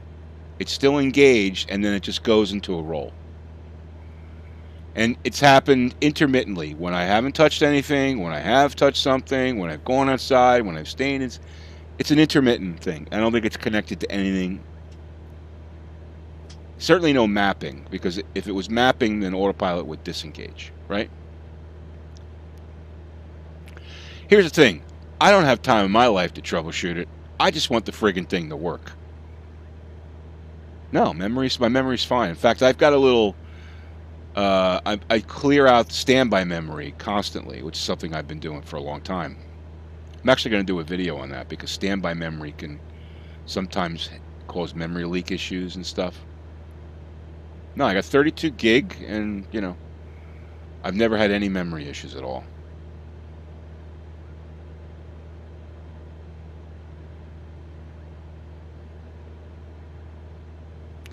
But here's the thing, Bill. It's happened when I was in the plane, too. It's happened when you go back and watch this. It's, I think, at least once, maybe twice, when I was just sitting here without touching anything and all of a sudden the plane went into a dive.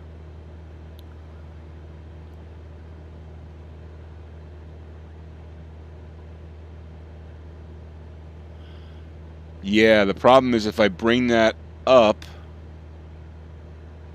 it pauses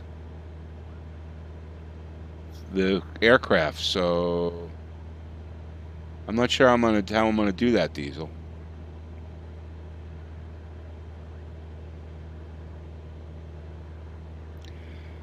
In properties of what? Which properties? Which properties? In Windows.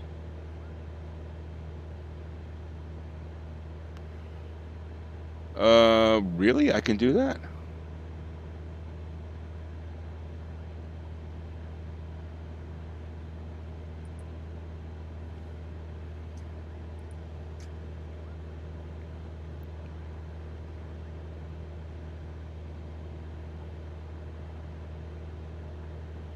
I mean, under Device Manager? Under Device Manager, or...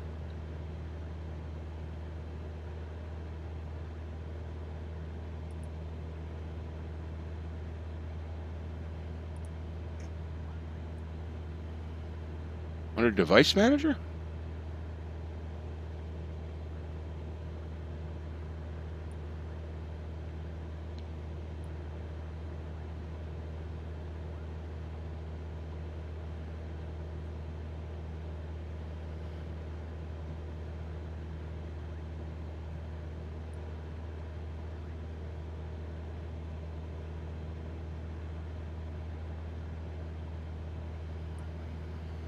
Alright, I'm looking at Device Manager now. I got a bunch of USB things. It doesn't tell me which one is which, so I'd have to go through and figure out which one is which. And by the way, I've never had this problem before. Right?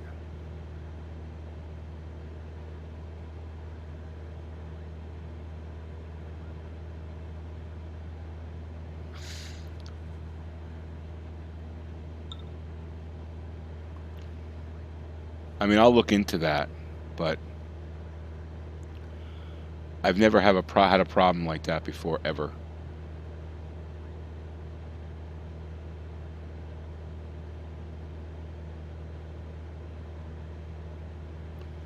Geez, I'm wondering if we're going to have enough fuel to get there. We might not have... I think we should be okay. I mean, I'm just going to...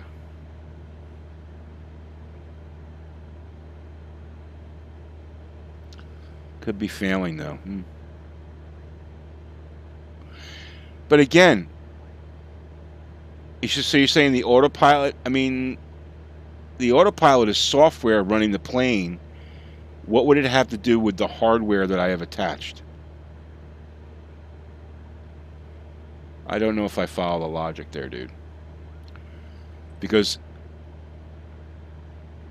autopilot should take the hardware out of the loop unless you touch the hardware. Which I could touch the hardware right now, and I'm just touching the yoke right now, and I can move it a little bit. You know, I can change the... There's LAX, by the way, right there. And it just stays on. So it's not...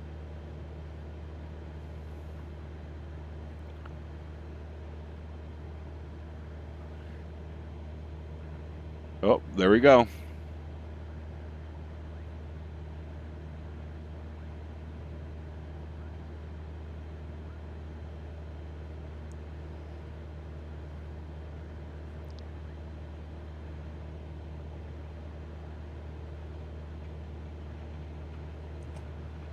Wow. What the hell? What the hell was that?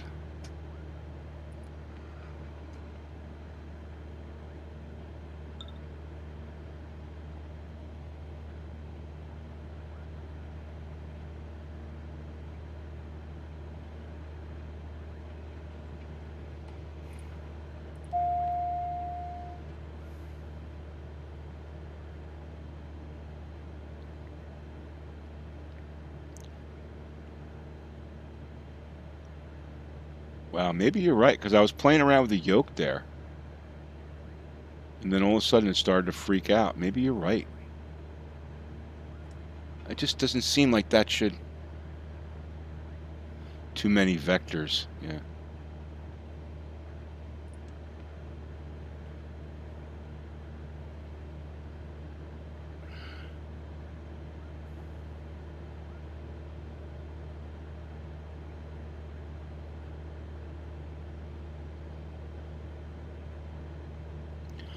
Maybe what I'll do is I'll unplug, you know, I'll reset the yoke and the yoke. Just basically unplug it and then re-plug it in. I'm not going to do it now, obviously.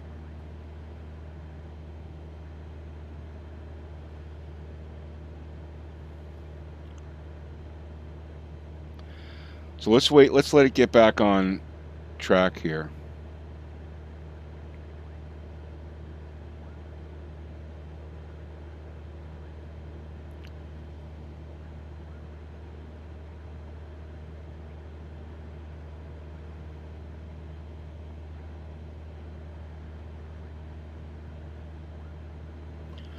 No, see, I don't think CH Products has its own drivers.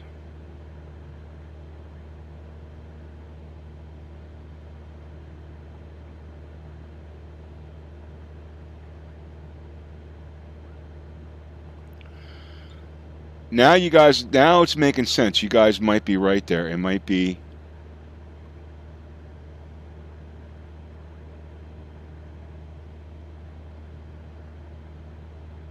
So it can't go to sleep.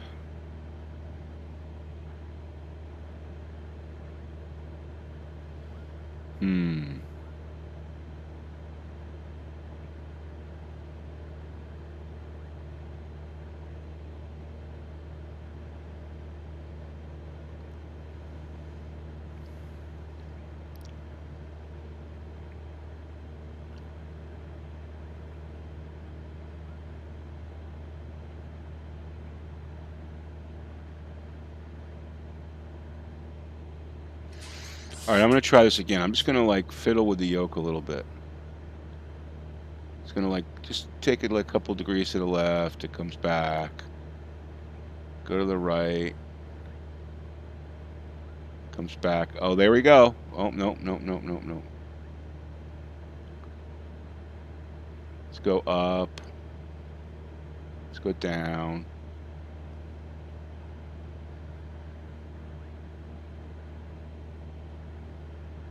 Captures autopilot again. There it goes.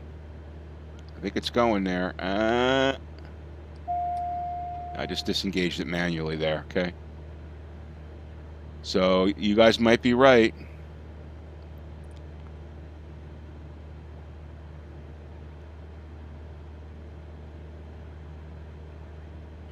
But there what I did was I gave it a bunch of input and then it caused the problem.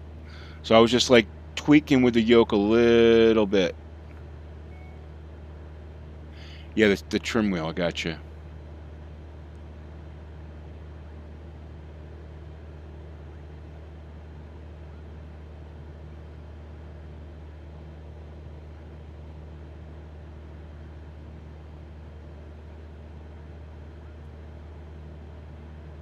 But here's the thing, it doesn't disconnect autopilot. Autopilot stays engaged. Unless it gets really drastic. I think it happened one time when it disengaged.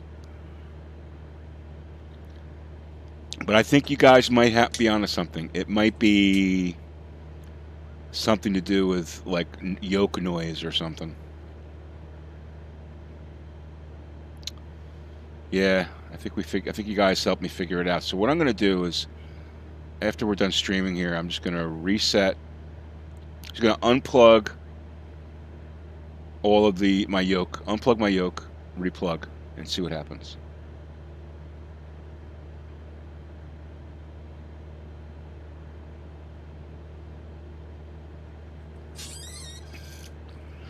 I mean, I could do it now, but maybe I'll do it once we're on the ground. Let's do that. We'll get on the ground. And once we land here, I'm not sure if it'll make a difference unless I restart FS 2020.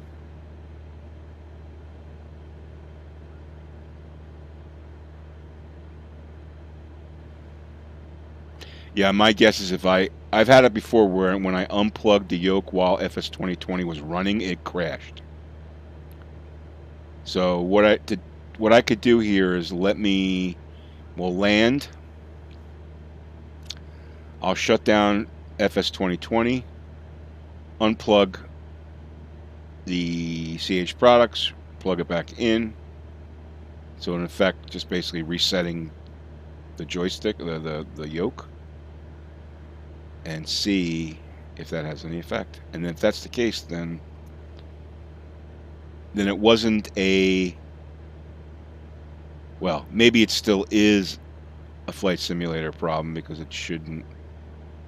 I've never had that happen with any other simulator, but it could be a cure to the problem. We'll see. Let's get this bird landed first. But that's definitely doing it. Like, let me just do it again. Boom. Just a little bit to the left.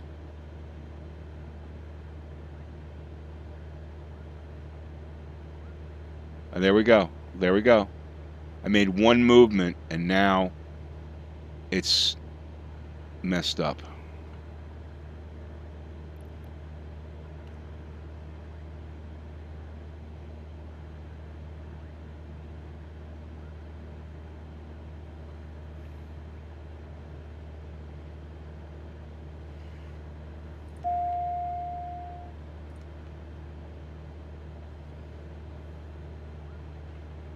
Look at that. That's not good.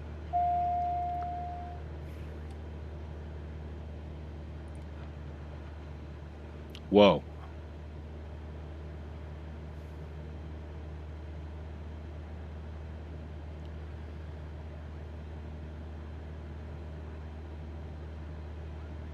What? Come on, dude. That's like... Autopilot's off now. Let me get back on track here.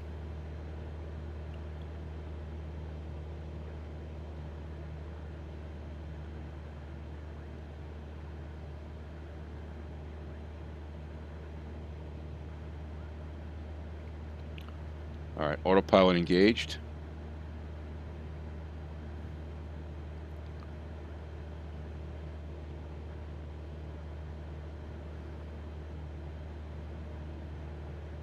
What? Come on, dude.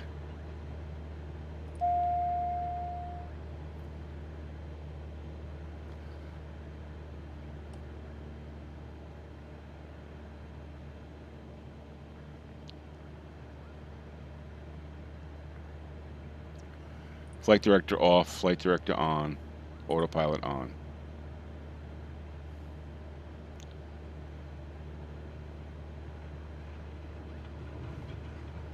That's how it captures? Come on. That has nothing to do with the yoke. No way. No way.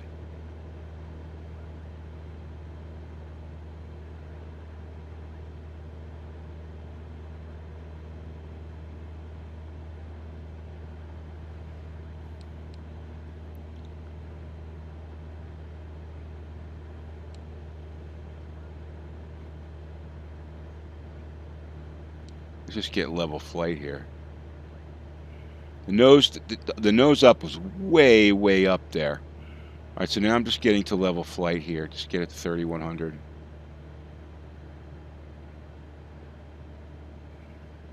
Autopilot engage. Look at this. Look, look, look, look, look, look. All I did was turn autopilot on. Seriously?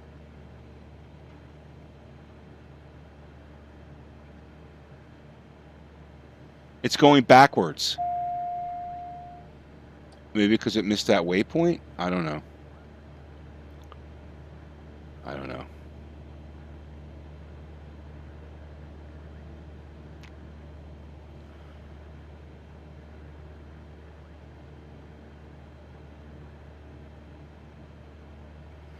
At this point, I'm just going to hand fly it.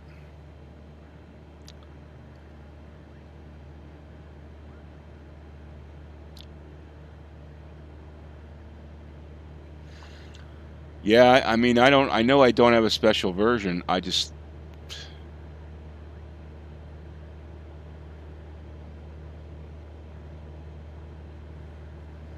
Here's a good example. Let's turn this on, okay? So the yoke is visible. All right, let's see what happens when I'm gonna get myself squared up here, 3,100 feet, okay? I'm gonna hit the altitude button, so we're synced up with altitude. And I'm just gonna turn autopilot on, okay? And let's watch the yoke.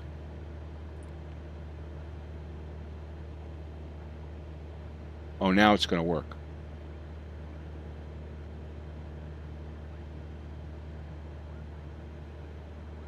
Oh, I know why. Put nav on. Nav on. Look, the yoke isn't moving. Look at that. Yoke is not moving at all. Yoke not moving. That's me moving it. Yoke not moving.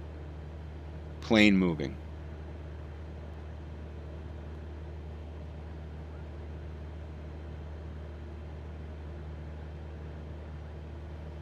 All right, now autopilot seems to be working. Yoke off.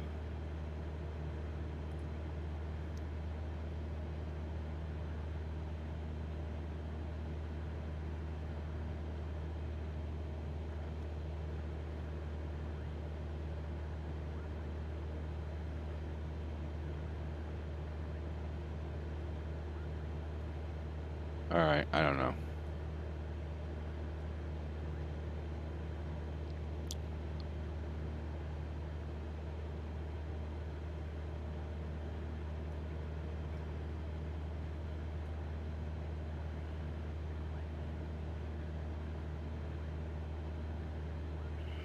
All right, let's land at Catalina, and then we'll check out the yoke.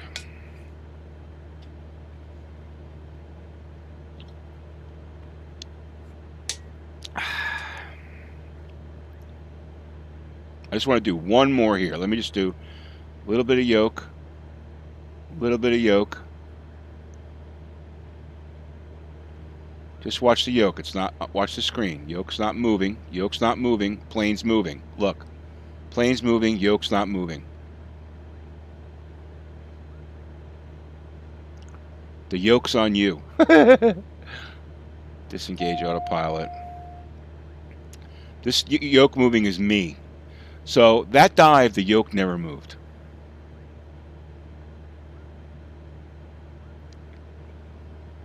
Well, the autopilot should be doing the trimming, right? I just engaged autopilot again, and now let's see. What does it want to do? It wants to go backwards. That's not the yoke, dude. That's the friggin' autopilot. Come on.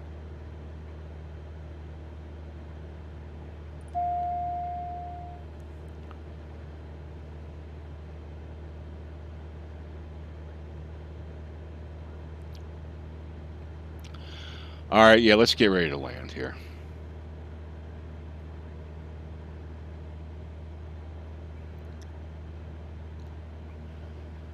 That's not the yoke. The yoke is not moving. This plane wants to go backwards. It's definitely the G1000. Now it's okay.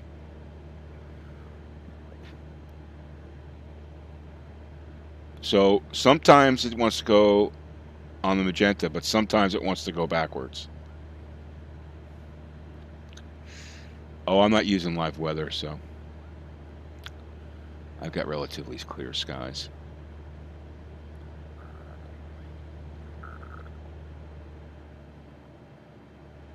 All right, so I just tried to put the mixture all the way in. See what happens to the engine when I try to put the mixture in.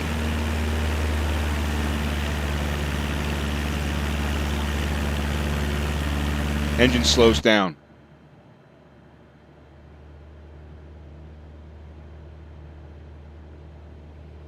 No, it happens in it happens when I'm just flying by myself too. Yeah, no problems in the 208. 208's got a... Does the 208 use a G1000? I can't remember.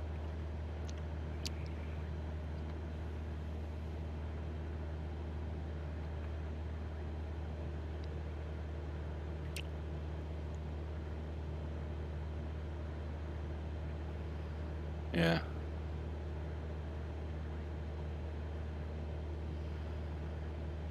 Hard to know whether they're different, you know, what they're, you know, what Asobo's using similar in the different GPS systems on the different planes. I'm sure there's a lot of shared code. 1600, I think.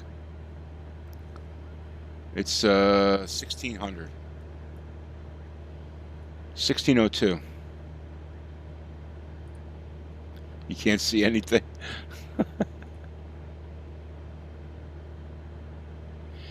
Yeah, this is our airport. You like to see, yeah, you prefer steam gauges. How do they work? How does like the nav radios and stuff work? I've never used any of that in this sim. How do have you used those, Techie? How are they?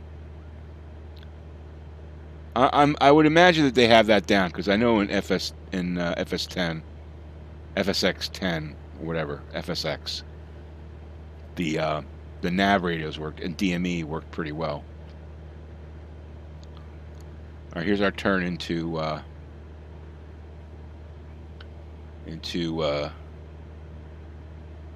cool.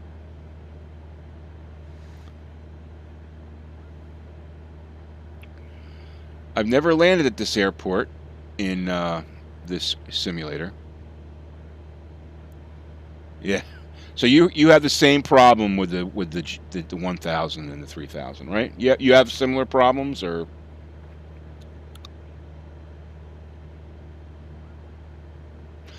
Vinny? It's 1602.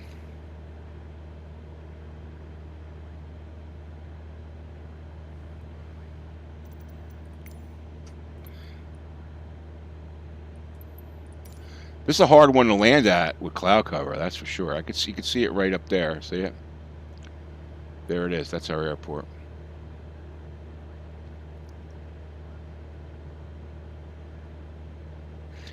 Right. So you would say that the G1000s have a mind of their own.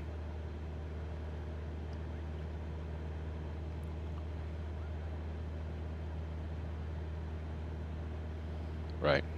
That's my experience as well.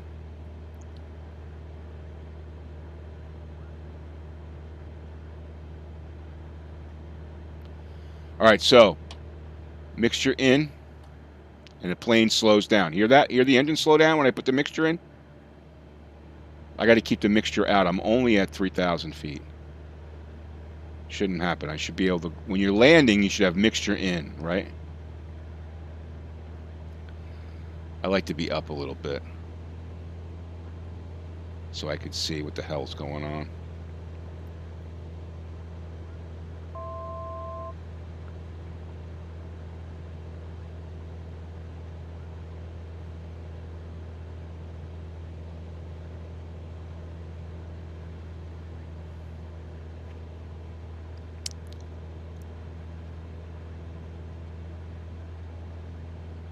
Yeah, well, if I do that, listen what happens to the engine. I lose power. I'm losing power. I'm full rich right now.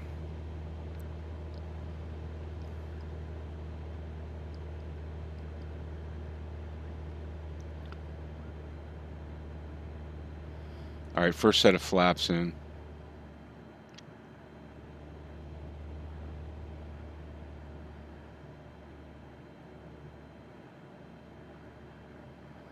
Yeah, I think it has carb heat. I think it does. Maybe that's the problem. Well, I'm not going to mess with that now. I'm just going to land this bird. All right, full flaps. We're full flaps here.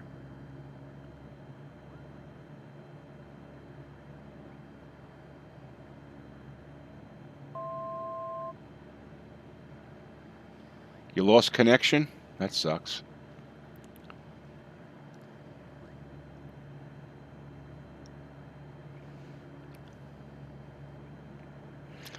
I tell you, it's a beautiful approach here, isn't it?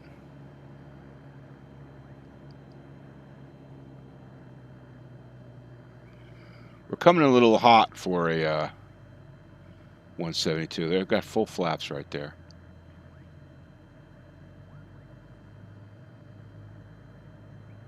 Oop, uh-oh, uh-oh, uh-oh. Plane's a little jumpy. Plane's a little jumpy.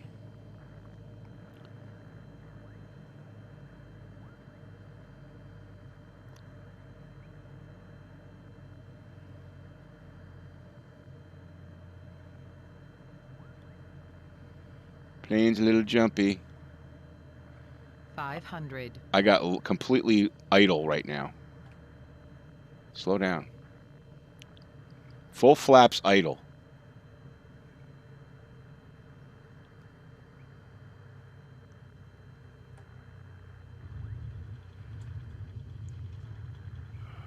All right.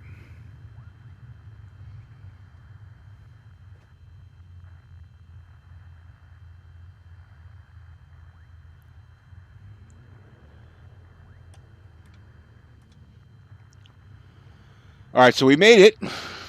Let's just see. Let me get out of here so you watch you guys land.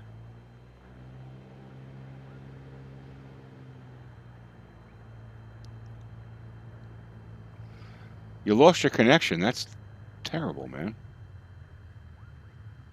Yeah, it was a little floaty. I agree with you. But everybody survived, which is the most important thing. So.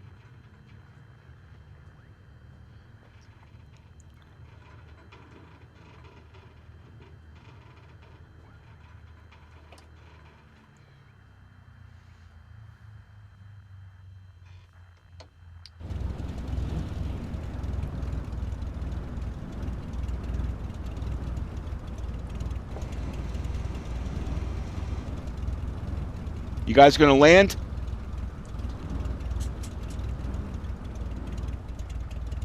Officer, you're over. Where's Goldrake? Are you here? Yeah, a lot of people.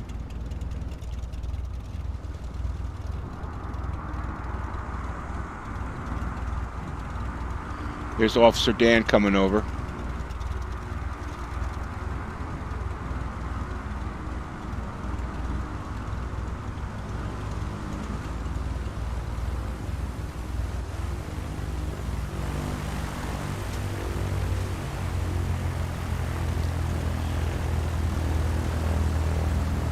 Oh, I agree. The scenery here is terrible. Got a couple of Lego buildings. This is a really cool airport. There's Officer Dan.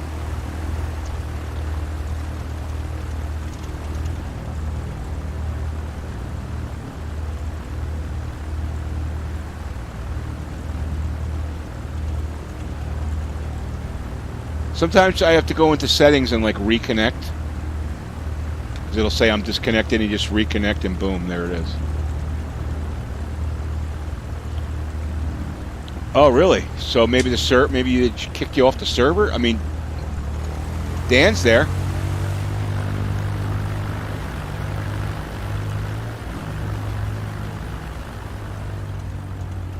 There's USA. He hasn't landed yet in the TBM.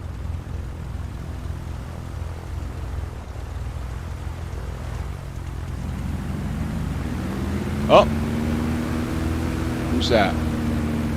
Is that you, Alan? There's Alan.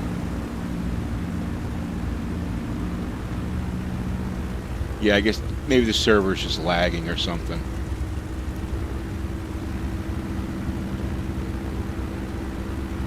I think we're just waiting for USA.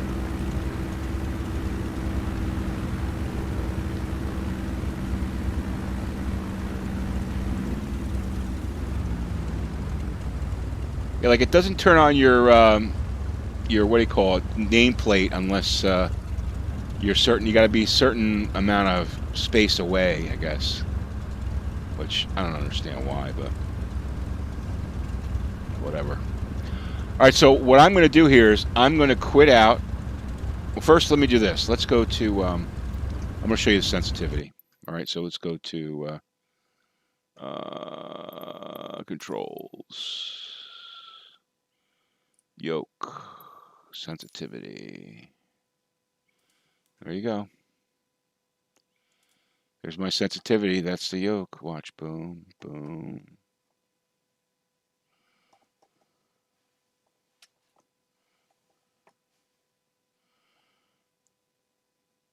I mean, it's a little bit off center axis, but I tried monkeying with that to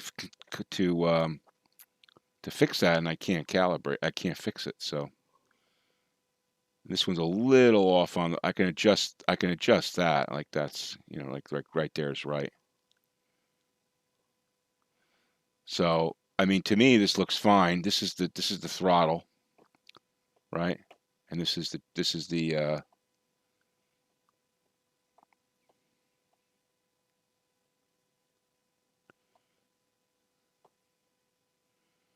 All right, officer. Take care, man. Vinny, take care. Good to see you. So that's basically sensitivity settings. I don't see any problems with that. Do you guys? Now, these used to be minus 70. All right. I had to reset them all to 0 because they made changes. But there's, everything seems to be working fine. Okay.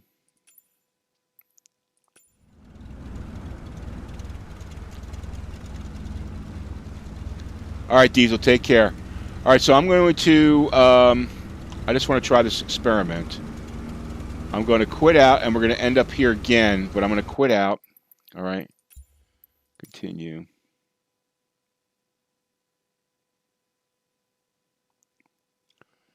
And then I'm going to disconnect my, once I quit the desktop.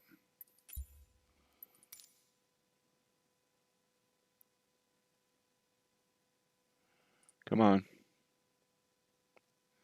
Why does it take so long to quit the desktop? Okay. So now what I'm going to do is I'm going to unplug my yoke.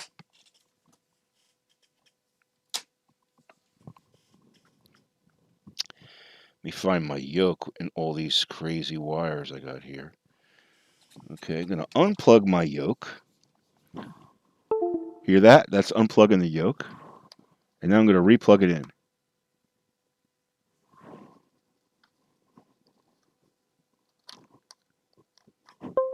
There you go. Now it's plugged back in. Okay? So that should at least reset the yoke, right? I would guess. All right, so now let's load up Microsoft Flight Simulator again.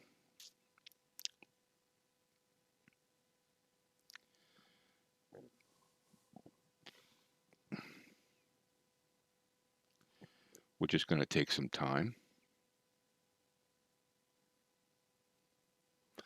And we're going to be doing a flight from, let's just show you here. We're going to go from Catalina to San Diego.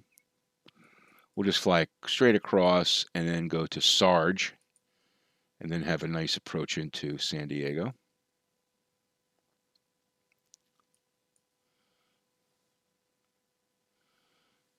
Which is a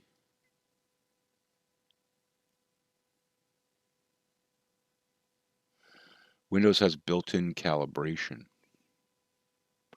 Well, we'll check the settings again once this loads up again and see what it looks like. But I mean, you saw the sensitivity, everything looks fine, right?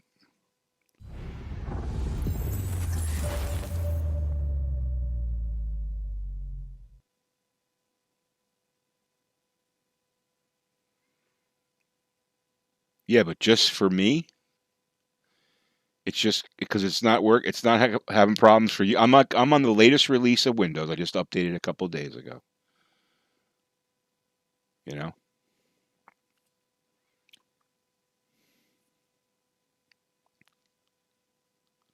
I mean, it could be causing erroneous errors. I don't know.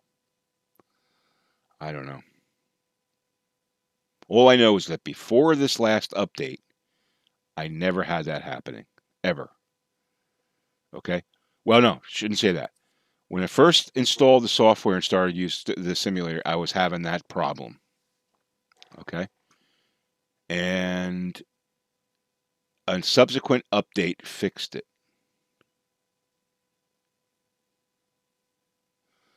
Oh,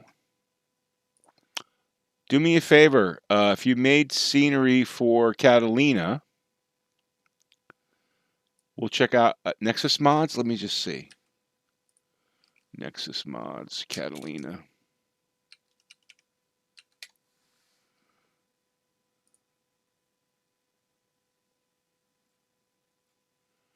What?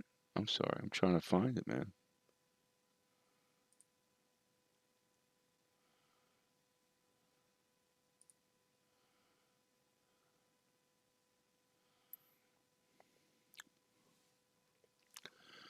Is this it here, dude? Oh.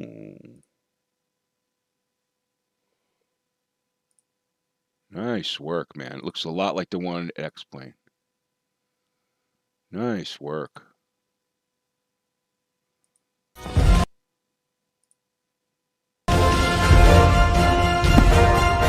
What? I don't know what the hell. Oh, that was the website. Okay, hold on. So just do search on Catalina Nexus mod. Yeah, I'll just post the thing here.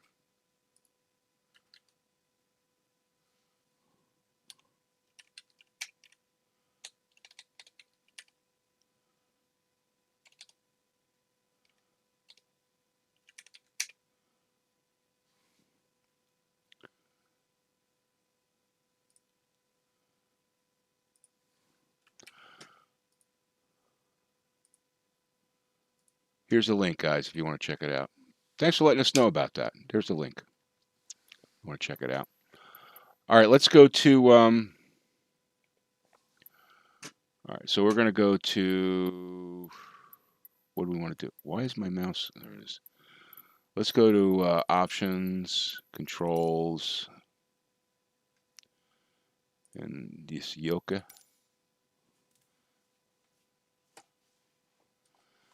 Do you guys see any problem with the sensitivity or the way the yoke is calibrated? Do you see any problems with that at all? I don't see any problems with it.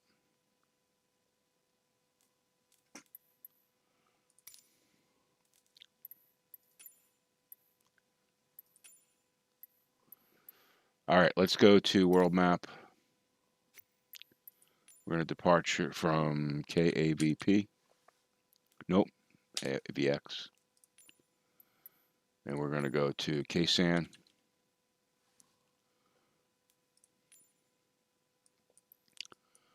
And we're on the USA server, guys. Let's depart this way. And let's arrive this way. And we got to go down here and turn on the filters for navigation like every single time, which is ridiculous. And what did we say we're going to do? Sarge.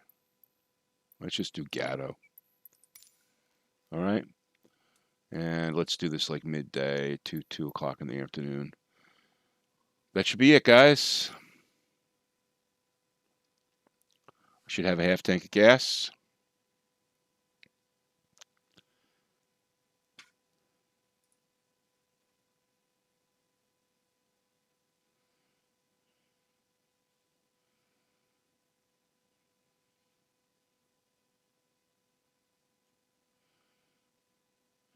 Now, just so, where the hell do you install? I've never done one of these mods. Where do you put it? Like, where do you install it? Kilo Alpha Victor X-ray traffic Cessna November Tree 2 Do you have like Delta taking off runway for departure to the east.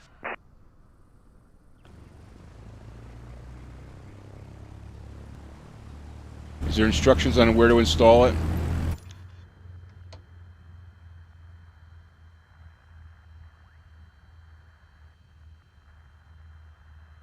Community folder. Okay. All right. Let's go 3000. Let's go nav. CDI is on. GPS. Vertical speed 1, 2, 3. 400 feet per minute. Shouldn't tax it too much.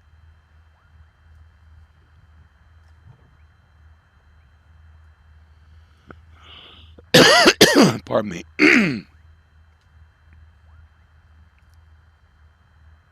Yeah. Pardon me, guys. Hold on a second.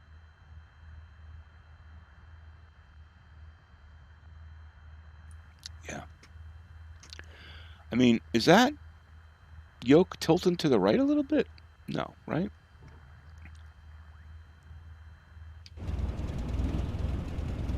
No. All right, so we got, we should be good to go, right? Anybody else joining me?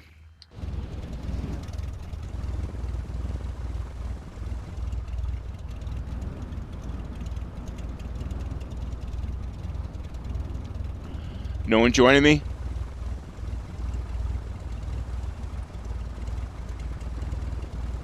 Yeah, I should be connected.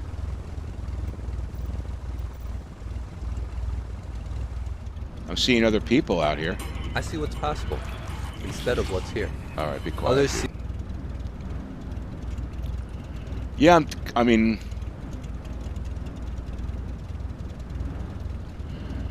so mine's listing to the right a little bit, but that shouldn't affect the autopilot, right? I'm definitely connected because I see other people. There's over there, see?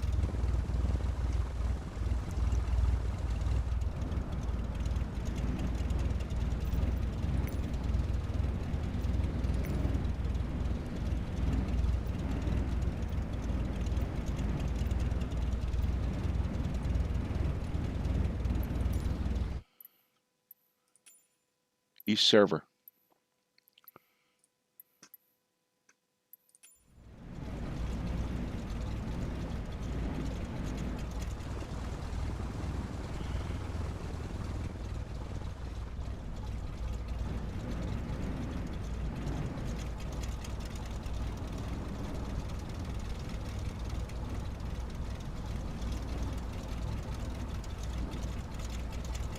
Yeah, we'll wait for you. We'll wait for you. We'll wait a few minutes.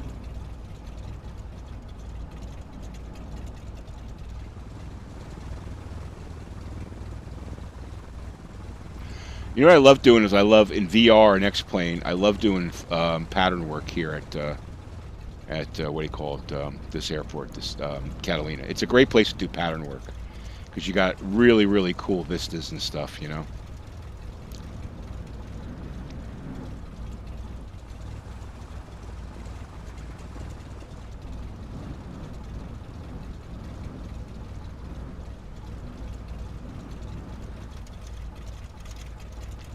Not sure why you guys aren't showing up. Weird.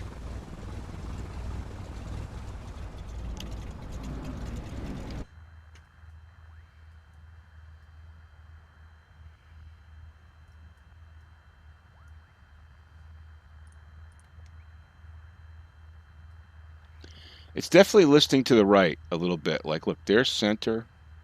Boom, a little bit to the right.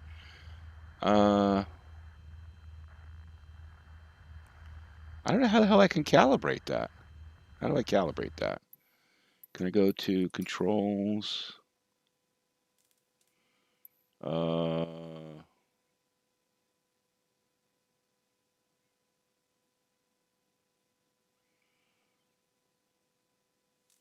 Doesn't have like a calibration feature aside from sensitivity, right? Sensitivity isn't really calibration.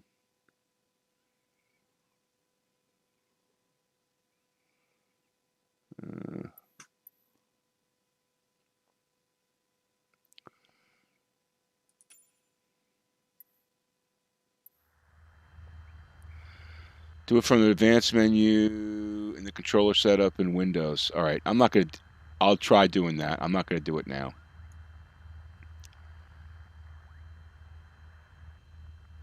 Controller setup. Let's see, controller setup.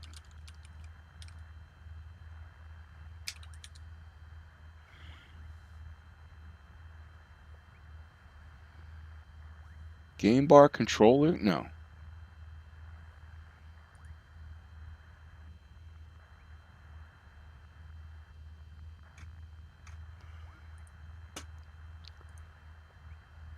Is that in the control panel?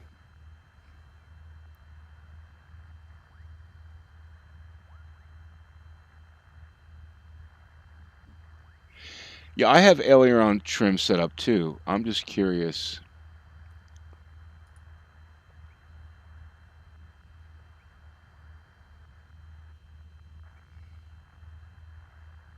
I don't know where controller setup is in Windows. I just don't know where the hell that is.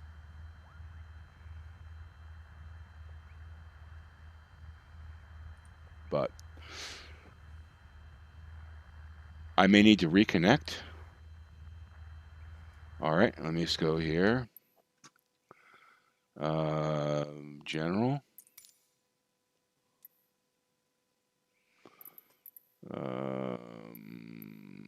Traffic. All right, no data. Multiplayer on. Multiplayer off. Apply. Multiplayer on. Apply. Online functionality. Apply. Uh-oh. What?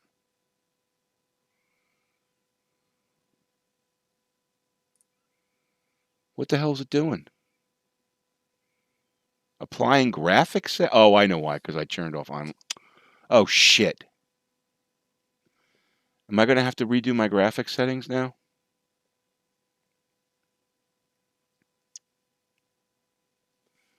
On.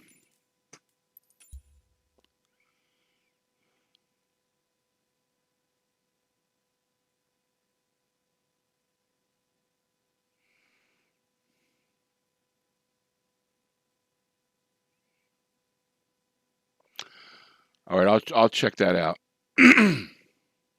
after I get through this speed bump.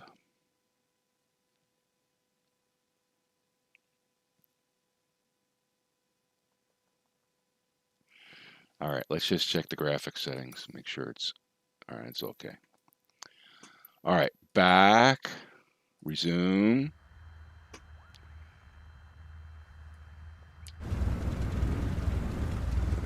There we go. Gotcha. I see you.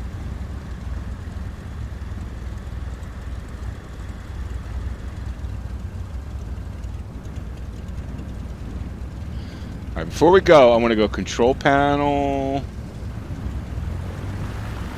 devices and printers,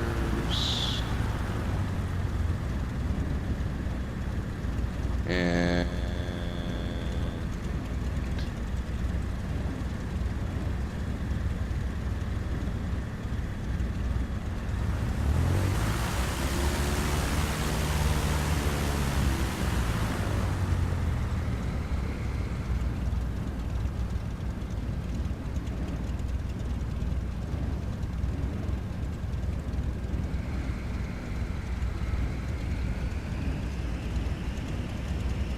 all right, you know what? I'm not going to do this now, but I will check it out later.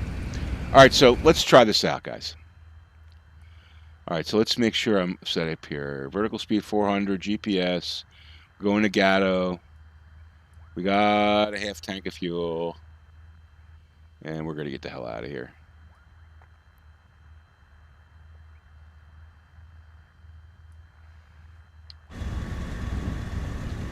Duke Ellington. All right, you guys ready to go? Yeah, so when I go there, let me just show you. All right, we're waiting for Aaron, so let me just show you. Hold on, give me a second here. All right, so go to devices and printers. There we go. Right click. Properties.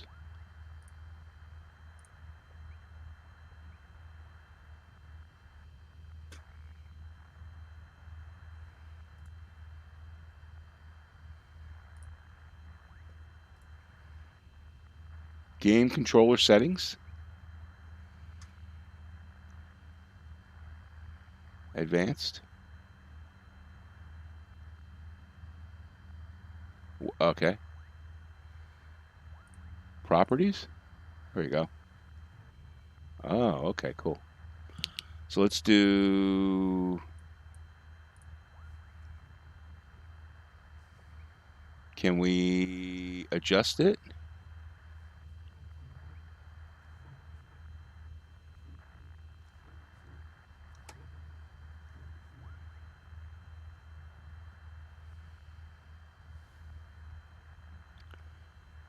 Calibrate it, go to the settings page.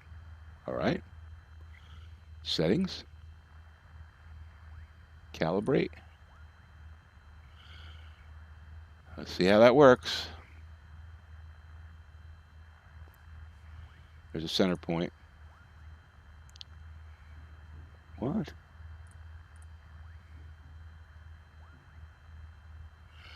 Move handle in complete circles and then press the control.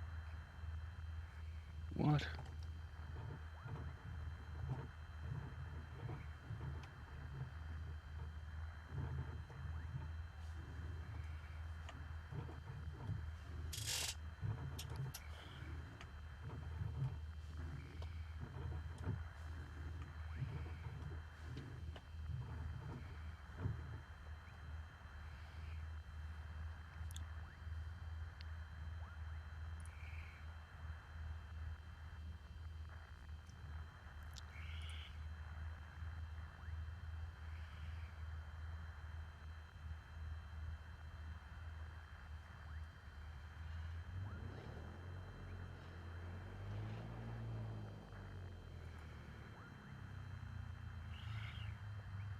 This is going to stall it. I'm not going to do that.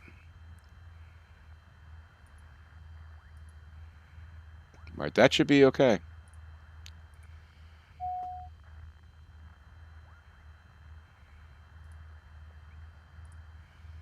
All right, let's see if that works. Thanks, guys.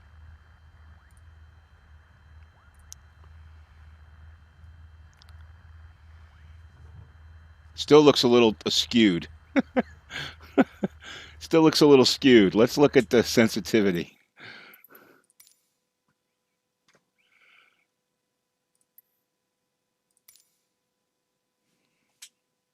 Yeah, see, it still shows it a little skewed. See that? I'm not touching the yoke. That's the center position of the yoke. So, I don't know. We'll see if that has any effect on it. All right, just double check, make sure it didn't reset anything here. So we got, take this yoke off. Actually, leave it on.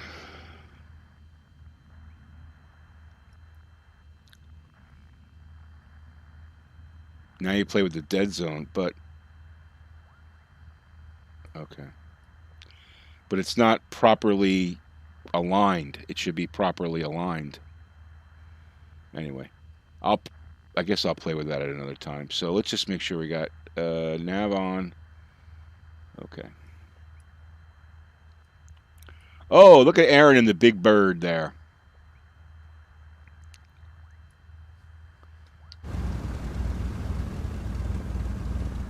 Yeah, I'll tinker with it offline. Are you guys ready to head to San Diego? I still think it's the G1000. I don't think it's the yoke. I don't think it's the yoke. Let's just check the controls, make sure they work. Okay. Aaron. Okay, slingshot engaged.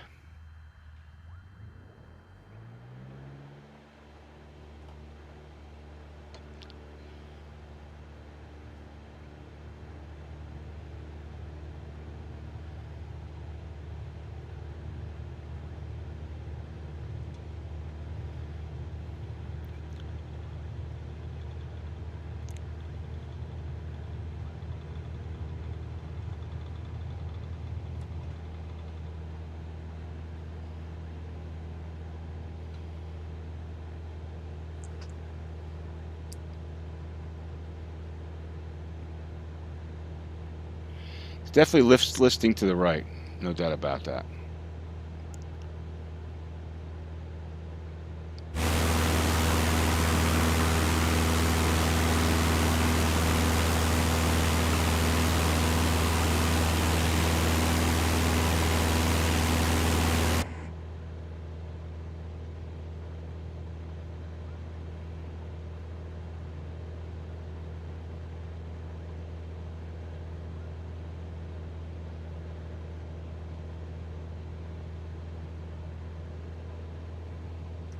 All right, autopilot on. Let's see what happens.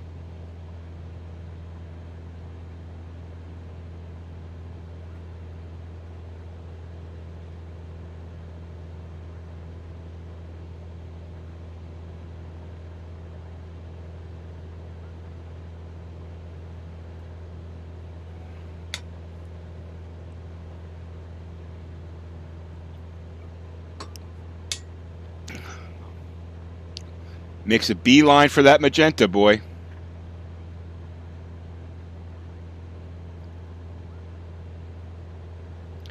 You saw before you when calibrating that you were twitching to the right before calibration.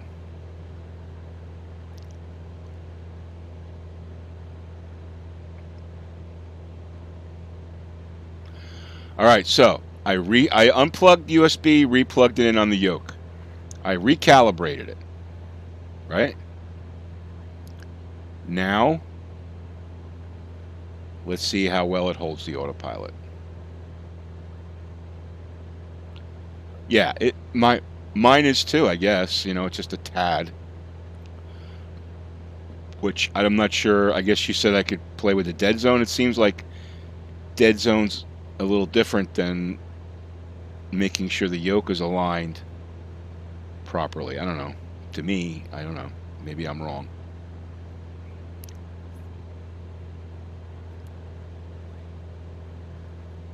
All right, so in any event, let's take a look outside here.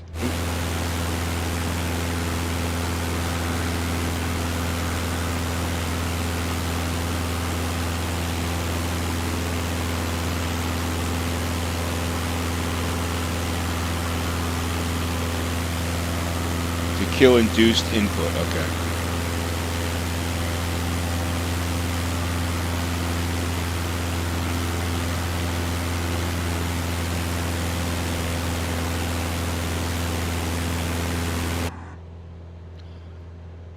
Yeah, I haven't monkeyed around with this yoke at all. I'm just leaving it stock. I've never had any problems with it.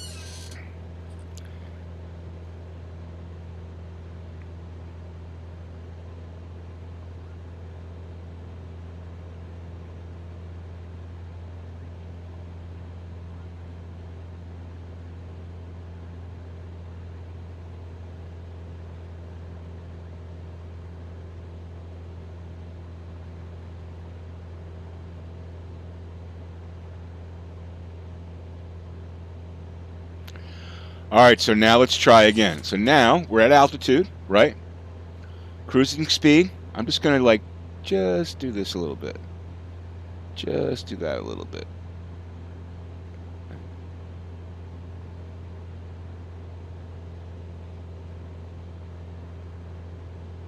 There it goes. There it goes. You touch the yoke and the thing goes whacked. And autopilot's still engaged. There it goes, whacked. And the yoke is not moving. All right, come on, dude. That's not hardware. I just disengaged autopilot.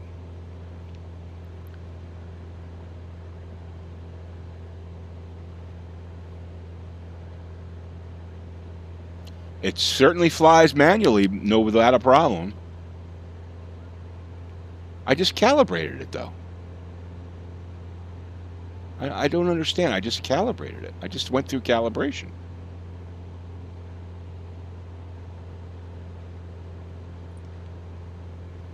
Autopilot engaged. And that's what it does? Come on, dude. Come on, seriously?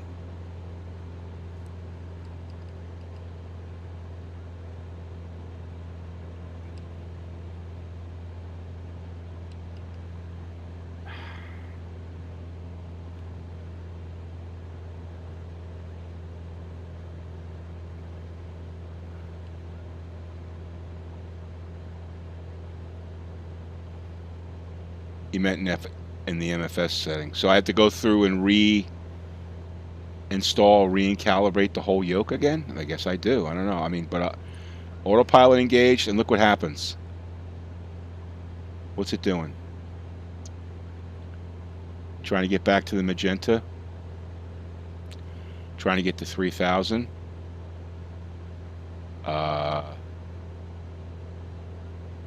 This is what it's doing. This is autopilot. Look.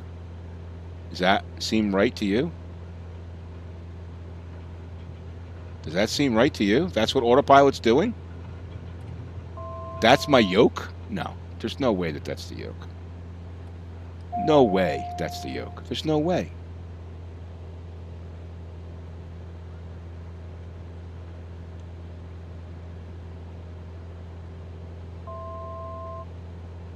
Now I'm heading back to Catalina.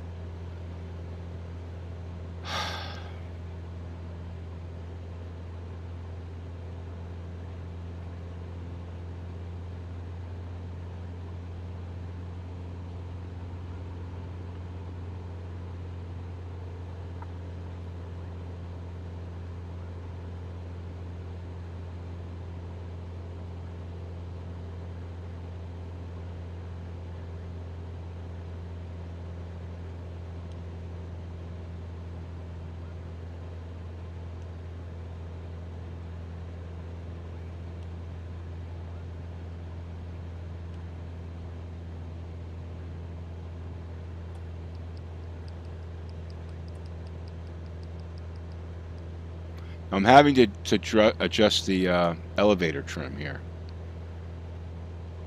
I mean, the plane is definitely listing to the right. Okay. All right. So now let me engage autopilot. I'm just about at altitude, right? So let me engage autopilot. See what happens. Look at that. It flares up.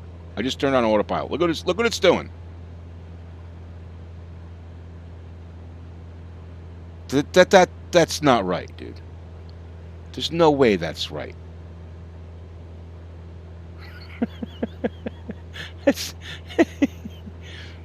I'm like trying to use the yoke now to like get it back on the magenta, right? And here it's going to go again. Let's see what happens here. Yeah, it wants to go backwards. Disengage.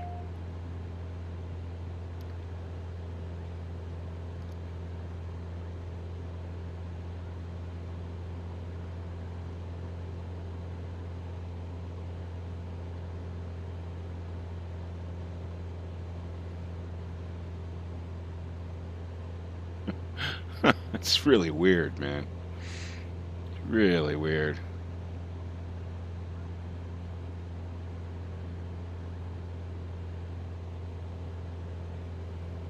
So you're having the same thing there, Goldrake, or? Yeah, I just think it's intermittent problems. See, this is the problem. Like you want to think it's a problem with your system, but I'm telling you, there's other people that are having these same issues. There's other people that are reporting very similar. I've had that happen too.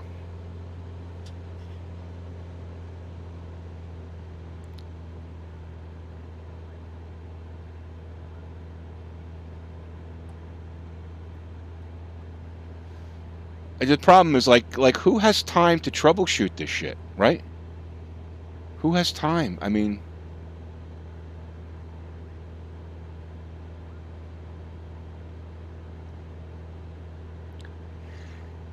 I appreciate you guys trying to help me with it, but it's like who has time to fix all this shit? I mean, everything points to if you look at the settings. Everything points to the yoke being configured properly, except that it's listing a little bit to the right, which should not affect the autopilot. I'm hand flying now.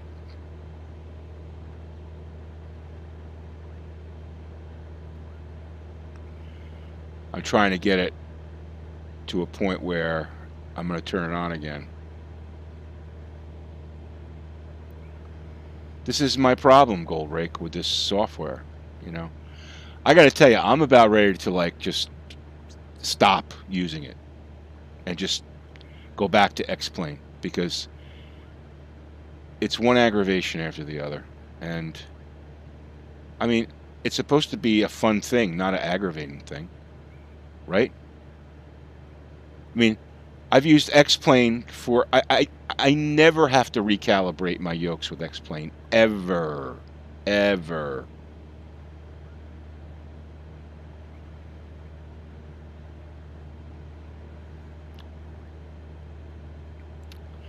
So let's just, for grins, okay? You're having fun watching me. Let's just, for grins, let's set our heading. I'm going to get on the magenta here, all right? So we know we're flying the proper navigation, okay? I'm going to get at altitude, and I'm going to set at heading. Heading bug set, okay? And I'm going to change from nav mode to heading mode, okay? Nav mode is off, heading mode is on, okay? So now we should fly. I'm going to set the altitude. Altitude set, 3,000. Now I'm going to turn on the autopilot. Let's see if we hold the heading. It doesn't hold the heading. It doesn't hold the heading. You tell me that's the yoke? There's no way that's the yoke. That is not the yoke. No way.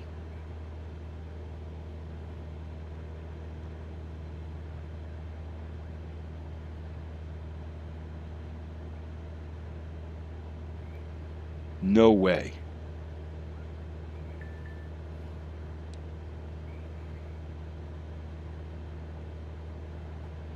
Here, try one more time. All right?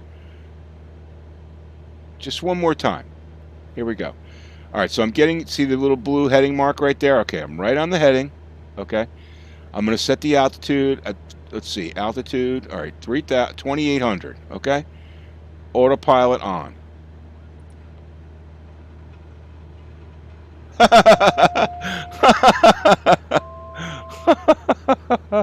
All right, so let's try something else. All right, let's turn off flight director. Flight director is off now. All right, so that should like reset everything, hopefully. Now let's put flight director back on. Heading mode. Okay. Autopilot. Autopilot off. All right, flight director off. Flight director on. Nav mode back on. Altitude select at 2,800, so we know we're not going to go anywhere. And now let's turn the autopilot on, see what happens. Yeah, give me a break, dude. There's no way it's my hardware that's causing that problem. No way. I think it's random because the code is screwed.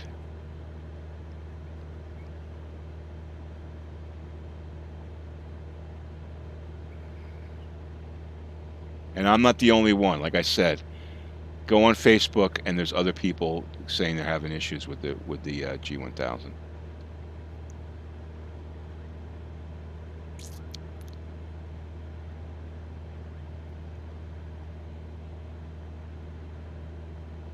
Right, exactly. And I haven't missed the waypoint. The waypoint is 44 miles in front of me.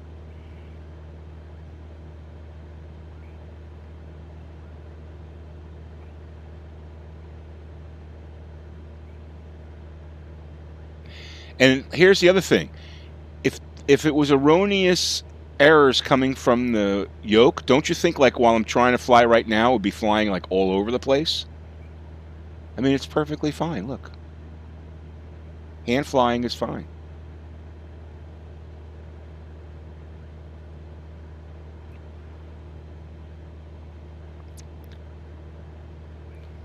This has everything to do with their software. They broke the G1000 in the last update. There's no doubt about it. They broke the G1000. They're going to come up with the next update fixing G1000 autopilot issues. You watch. Meanwhile, we spent a half hour trying to think that it was my problem, right? Like a hardware problem. No. I'm always going to point the finger at them first. Because now my trim is all screwed up too. Like I have to like readjust the trim. I'm like pushing down on the yoke here. Because when it goes into those autopilot dives, the trim just goes absolutely crazy. Yeah, get the working title for the G1000, 3000. Or put this sim on the shelf and just fly X-Plane, which I think I'm going to start doing because I know people are interested in seeing the simulator. I think that the glamour's kind of worn off, to tell you the truth. I think I'm done with it for now. I think I'm done with it. And I think a lot of streamers, there may be some other streamers that have done the same thing. They're just not kind of like saying it. I really don't care because, you know, Microsoft is never going to sponsor me. So I think they delivered a load of shit, in my opinion, and it's not worth the aggravation anymore. So I think after this, we're going back to X-Plane. Until they fix this thing up a little bit more. I mean, I've just kind of had it.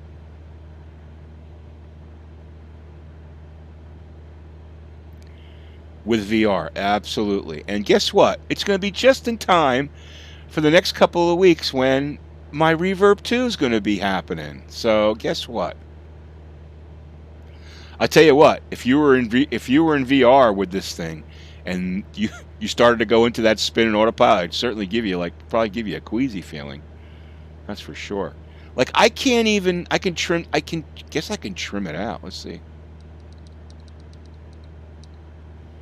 Do an aileron trim here. I'm trying to just trim it out so I don't have to keep flying it.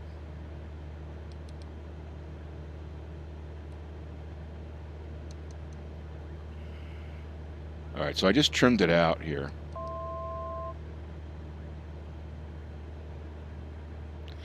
Yeah, I have no interest in testing this out for them. No way. I'm not putting my time in to do that. Screw that.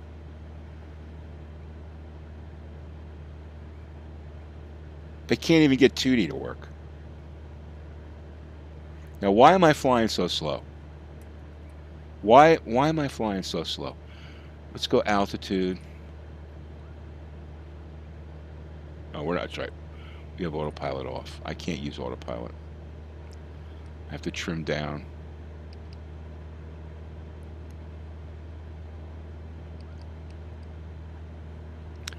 Yeah, I'm not sure I can really waste my time flying this simulator anymore. It's just too aggravating, you know?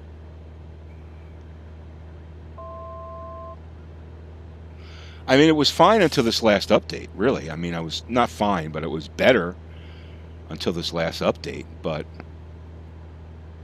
you know, I shouldn't have to I shouldn't have to put third-party mods on their software to get it to work. That's like, to me, that's ridiculous, you know?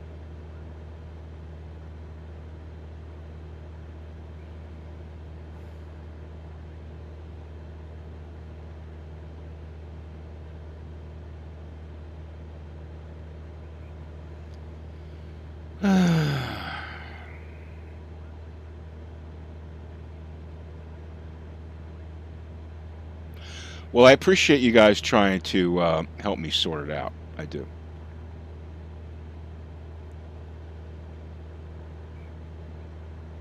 And I tell you, the ocean looks pretty cool. Like you can see like the different variations in currents and stuff. That's pretty cool, but that doesn't make up for the aggravation.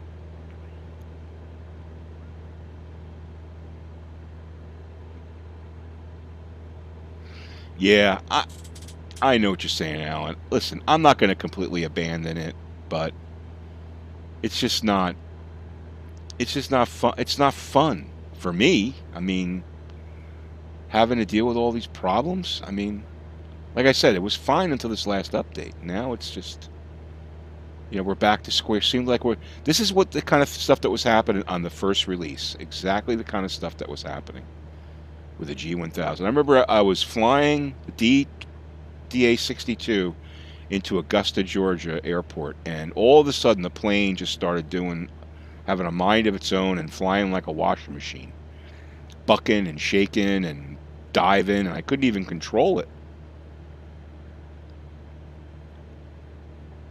It was on autopilot, and then I took control of it and was able to, get it to land, but it was still like flying wacky.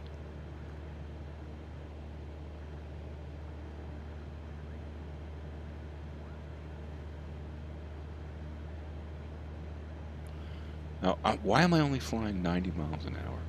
90 knots, I should say.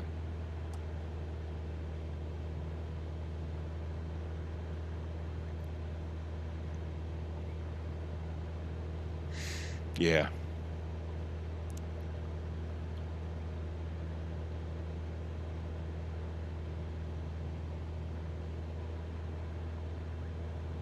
Right, this kind of stuff that you're seeing here, right, Alan? The random turning back, right? Well, I was flying the Dreamliner. This is before the last update, so I haven't tried it since. And I set up a flight plan. All right, everything was cool. I got up to altitude, everything was flying right, and then all of a sudden the thing just took a right-hand turn and started flying out to sea. I was like, what?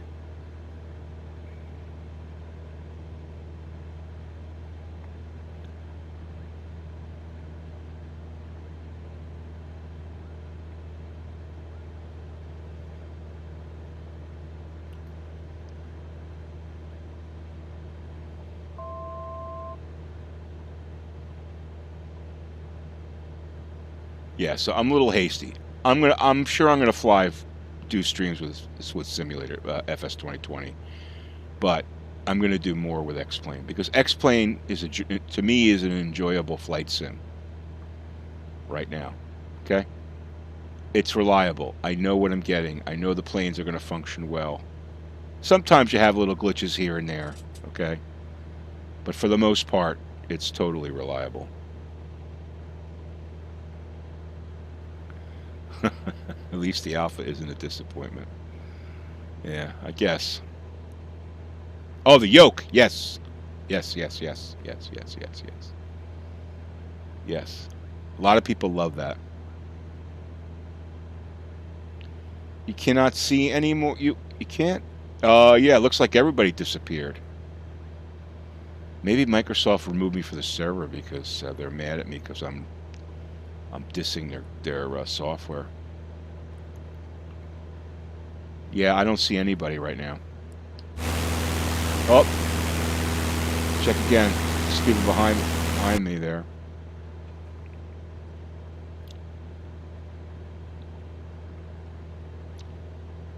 I don't know.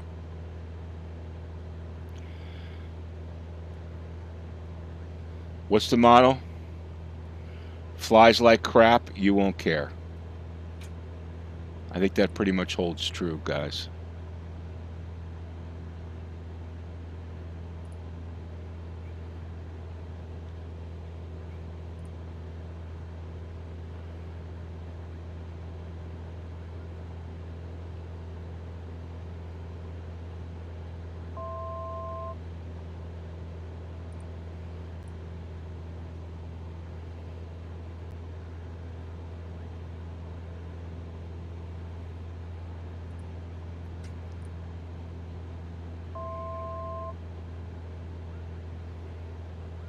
What do you mean they're starting to care? You mean they're starting to care?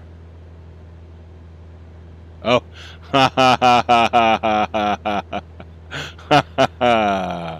All right, Goldrick, I get you. The high is worn off. There you go. Yeah, exactly. Oh, hundreds of thousands, Alan.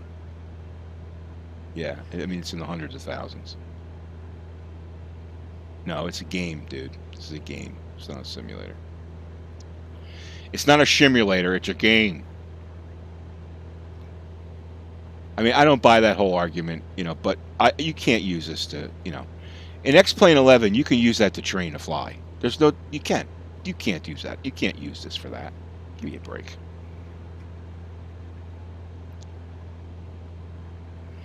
Yeah, but they already got the money. They already did the money grab. They already did the bait and switch. They already showed you that beautiful marketing ad and told you how wonderful this thing is and took your money. And then you load it up and it doesn't, and this kind of shit happens. They already got your money. There really should be a class action, if you ask me.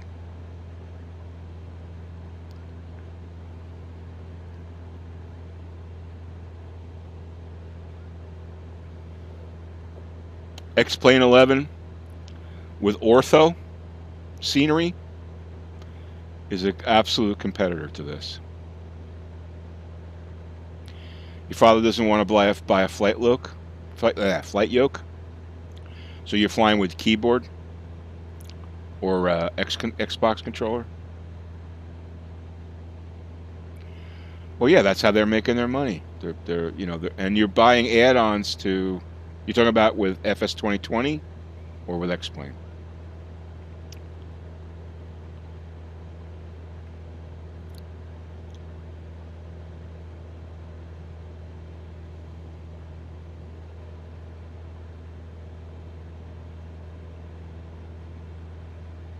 Yeah, I don't think people are going to quit it. I think they're going to. I don't think people will quit it. I think they just basically put it on the shelf and say, let's just wait until it, Like I said, the aggravation's not worth it. I can't use autopilot right now. I have to fly manual. I can't use autopilot in basically any plane that's using a G1000. That's 2 months after this product has been released. More than 2 months, right? Right? More than 2 months after this thing has been released, I can't. Autopilot doesn't function. Something wrong with that. The G1000 has a mind of its own. I remember saying that in like the first couple streams. It's got a mind of its own, and then they fixed it. Now they regressed. So let me ask you questions. Like, don't they test this shit out? Like, don't they have a way to test? I know there's a lot of functionality, but don't they have a testing team?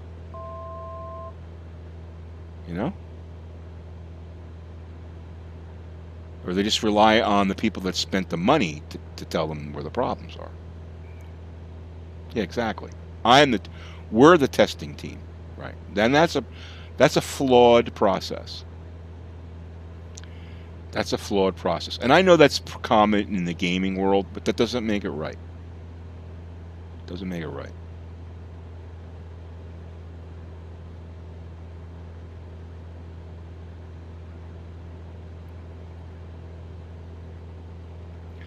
So let's see. Autopilot was intermittently working before. I turned the game off. I reset the game. I reset my controller, and now the controller has nothing to do with it. But I quit, I reloaded, and now autopilot won't even function. It functioned for a little while, now it won't even function.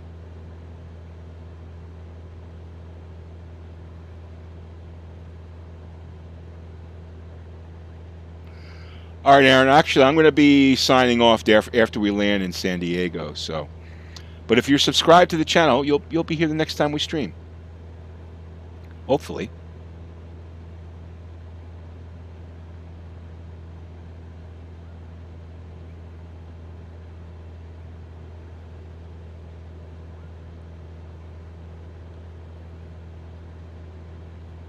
I have a feeling I see San Diego blinking up ahead.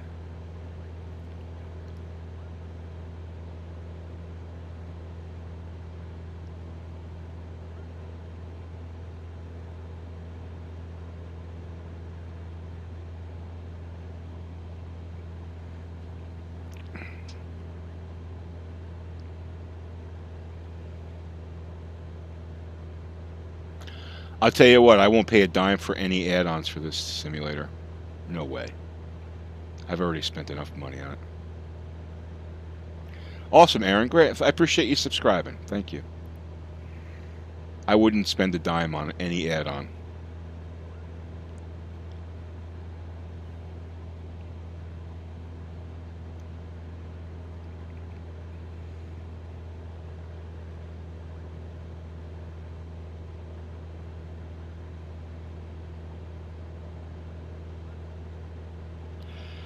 Yeah, unfortunately, X-Plane doesn't have multi player.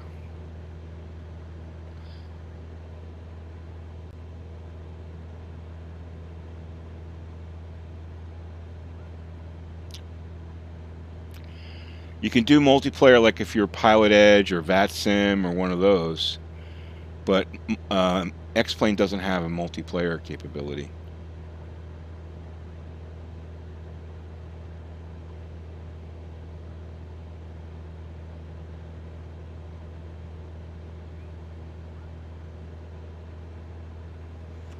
You give it a year of your attention and have a squirrel moment. What's a squirrel moment? Did he like get upset with did he get upset with the software? What is that? What happened there? What happened? I'm curious what happened. 'Cause I do watch him from time to time. I know he was putting out a series of videos.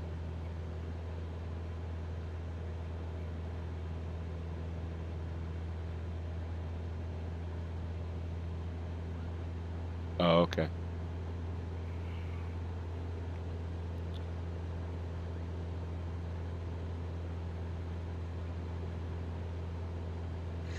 All right, San Diego is in sight. I mean, I can't be the... Oh, not the streamer. Okay. I can't be the only person streaming flight simulation that has a problem with his simulator, right? I mean, really, I can't be the only person.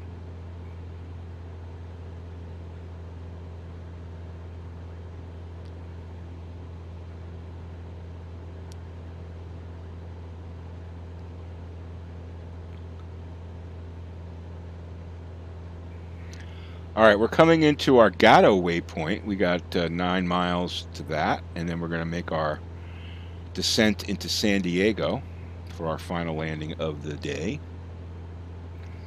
I do appreciate you guys joining me. I hope I wasn't too ranty, but, you know, as you can imagine, it gets a little aggravating.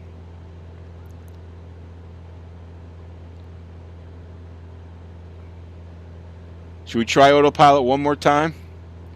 Flight director off. Okay. Let's turn CDI. Where is it?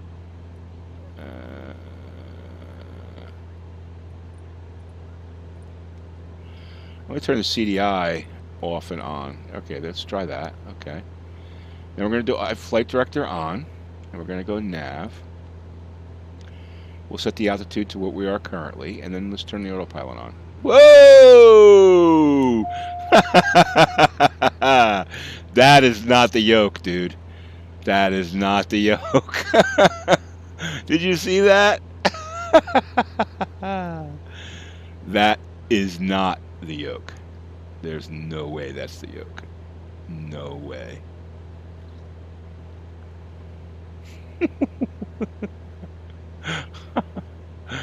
That's pretty insane.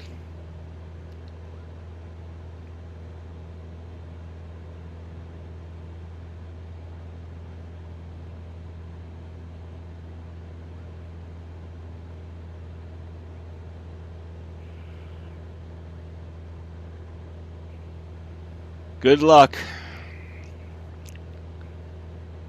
All right, let's try to butter this landing.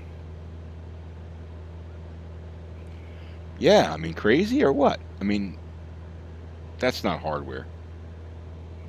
That is not. I'm taking, when I hit autopilot, I'm taking hardware out of the equation, right? I'm putting software in control.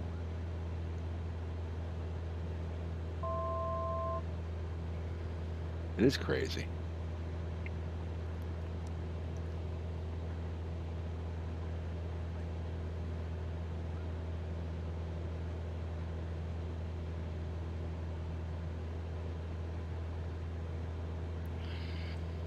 Extra long stream today, guys. I really appreciate you guys joining me today.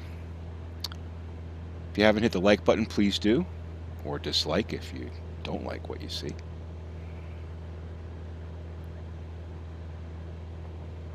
We have San Diego in sight.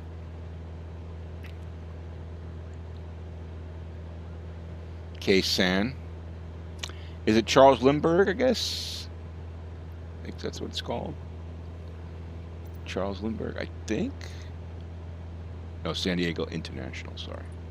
My bad.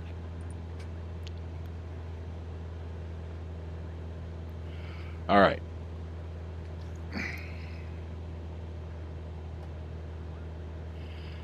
Now watch this. So I'm at 2,700 feet. I'm gonna put mixture all the way. Let's look at mixture. Mixture is out a tad, right? I'm gonna put mixture all the way in and watch what happens to the RPM. Goes down. Why? Does that make any sense? Does that make any sense? Is that because I need carb heat on or something? I just turned carb heat on.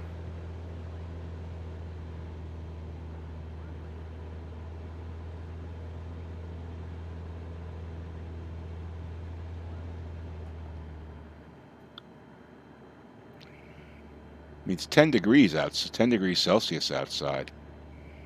I don't think I should need carb heat, but I don't know.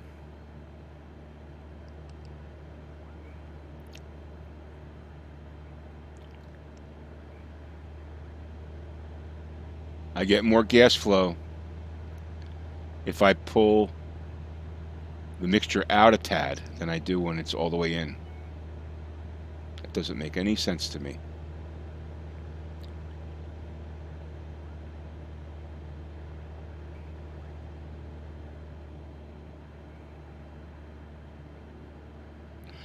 But the scenery sure looks good.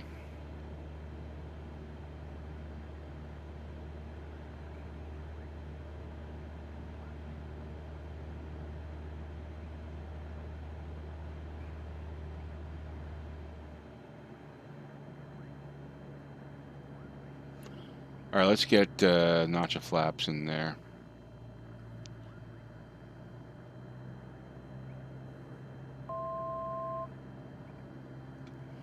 Two notches of flaps. You think? You think it's vapor lock? Or are you kidding around?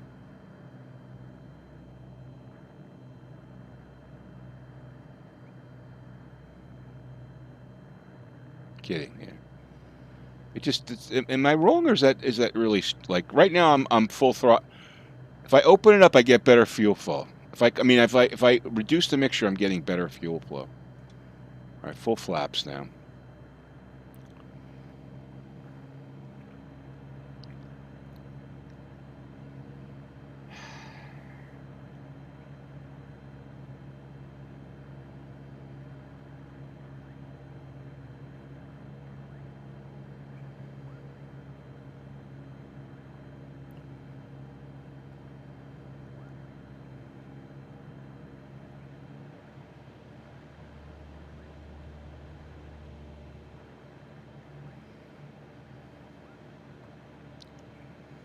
I lost everybody for some reason. Sorry about that. I'm not sure what the hell happened, but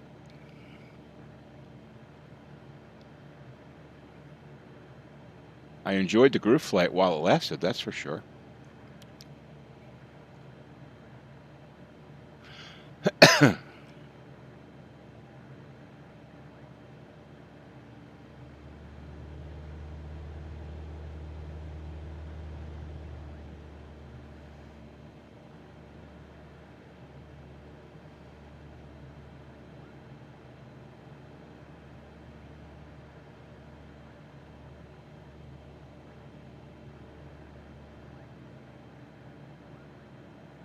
Five hundred.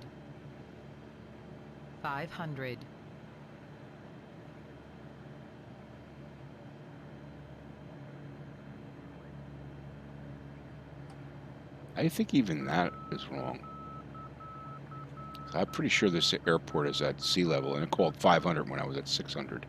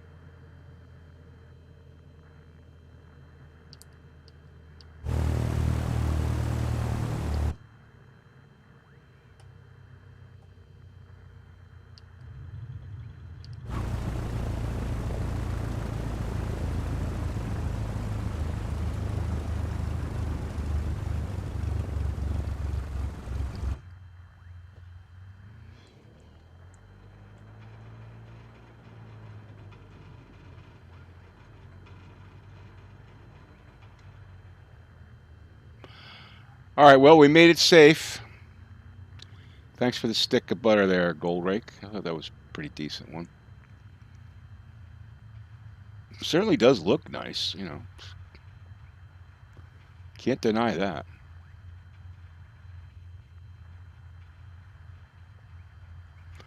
Unfortunately, we're disconnected from the server, so won't be able to show anybody else. But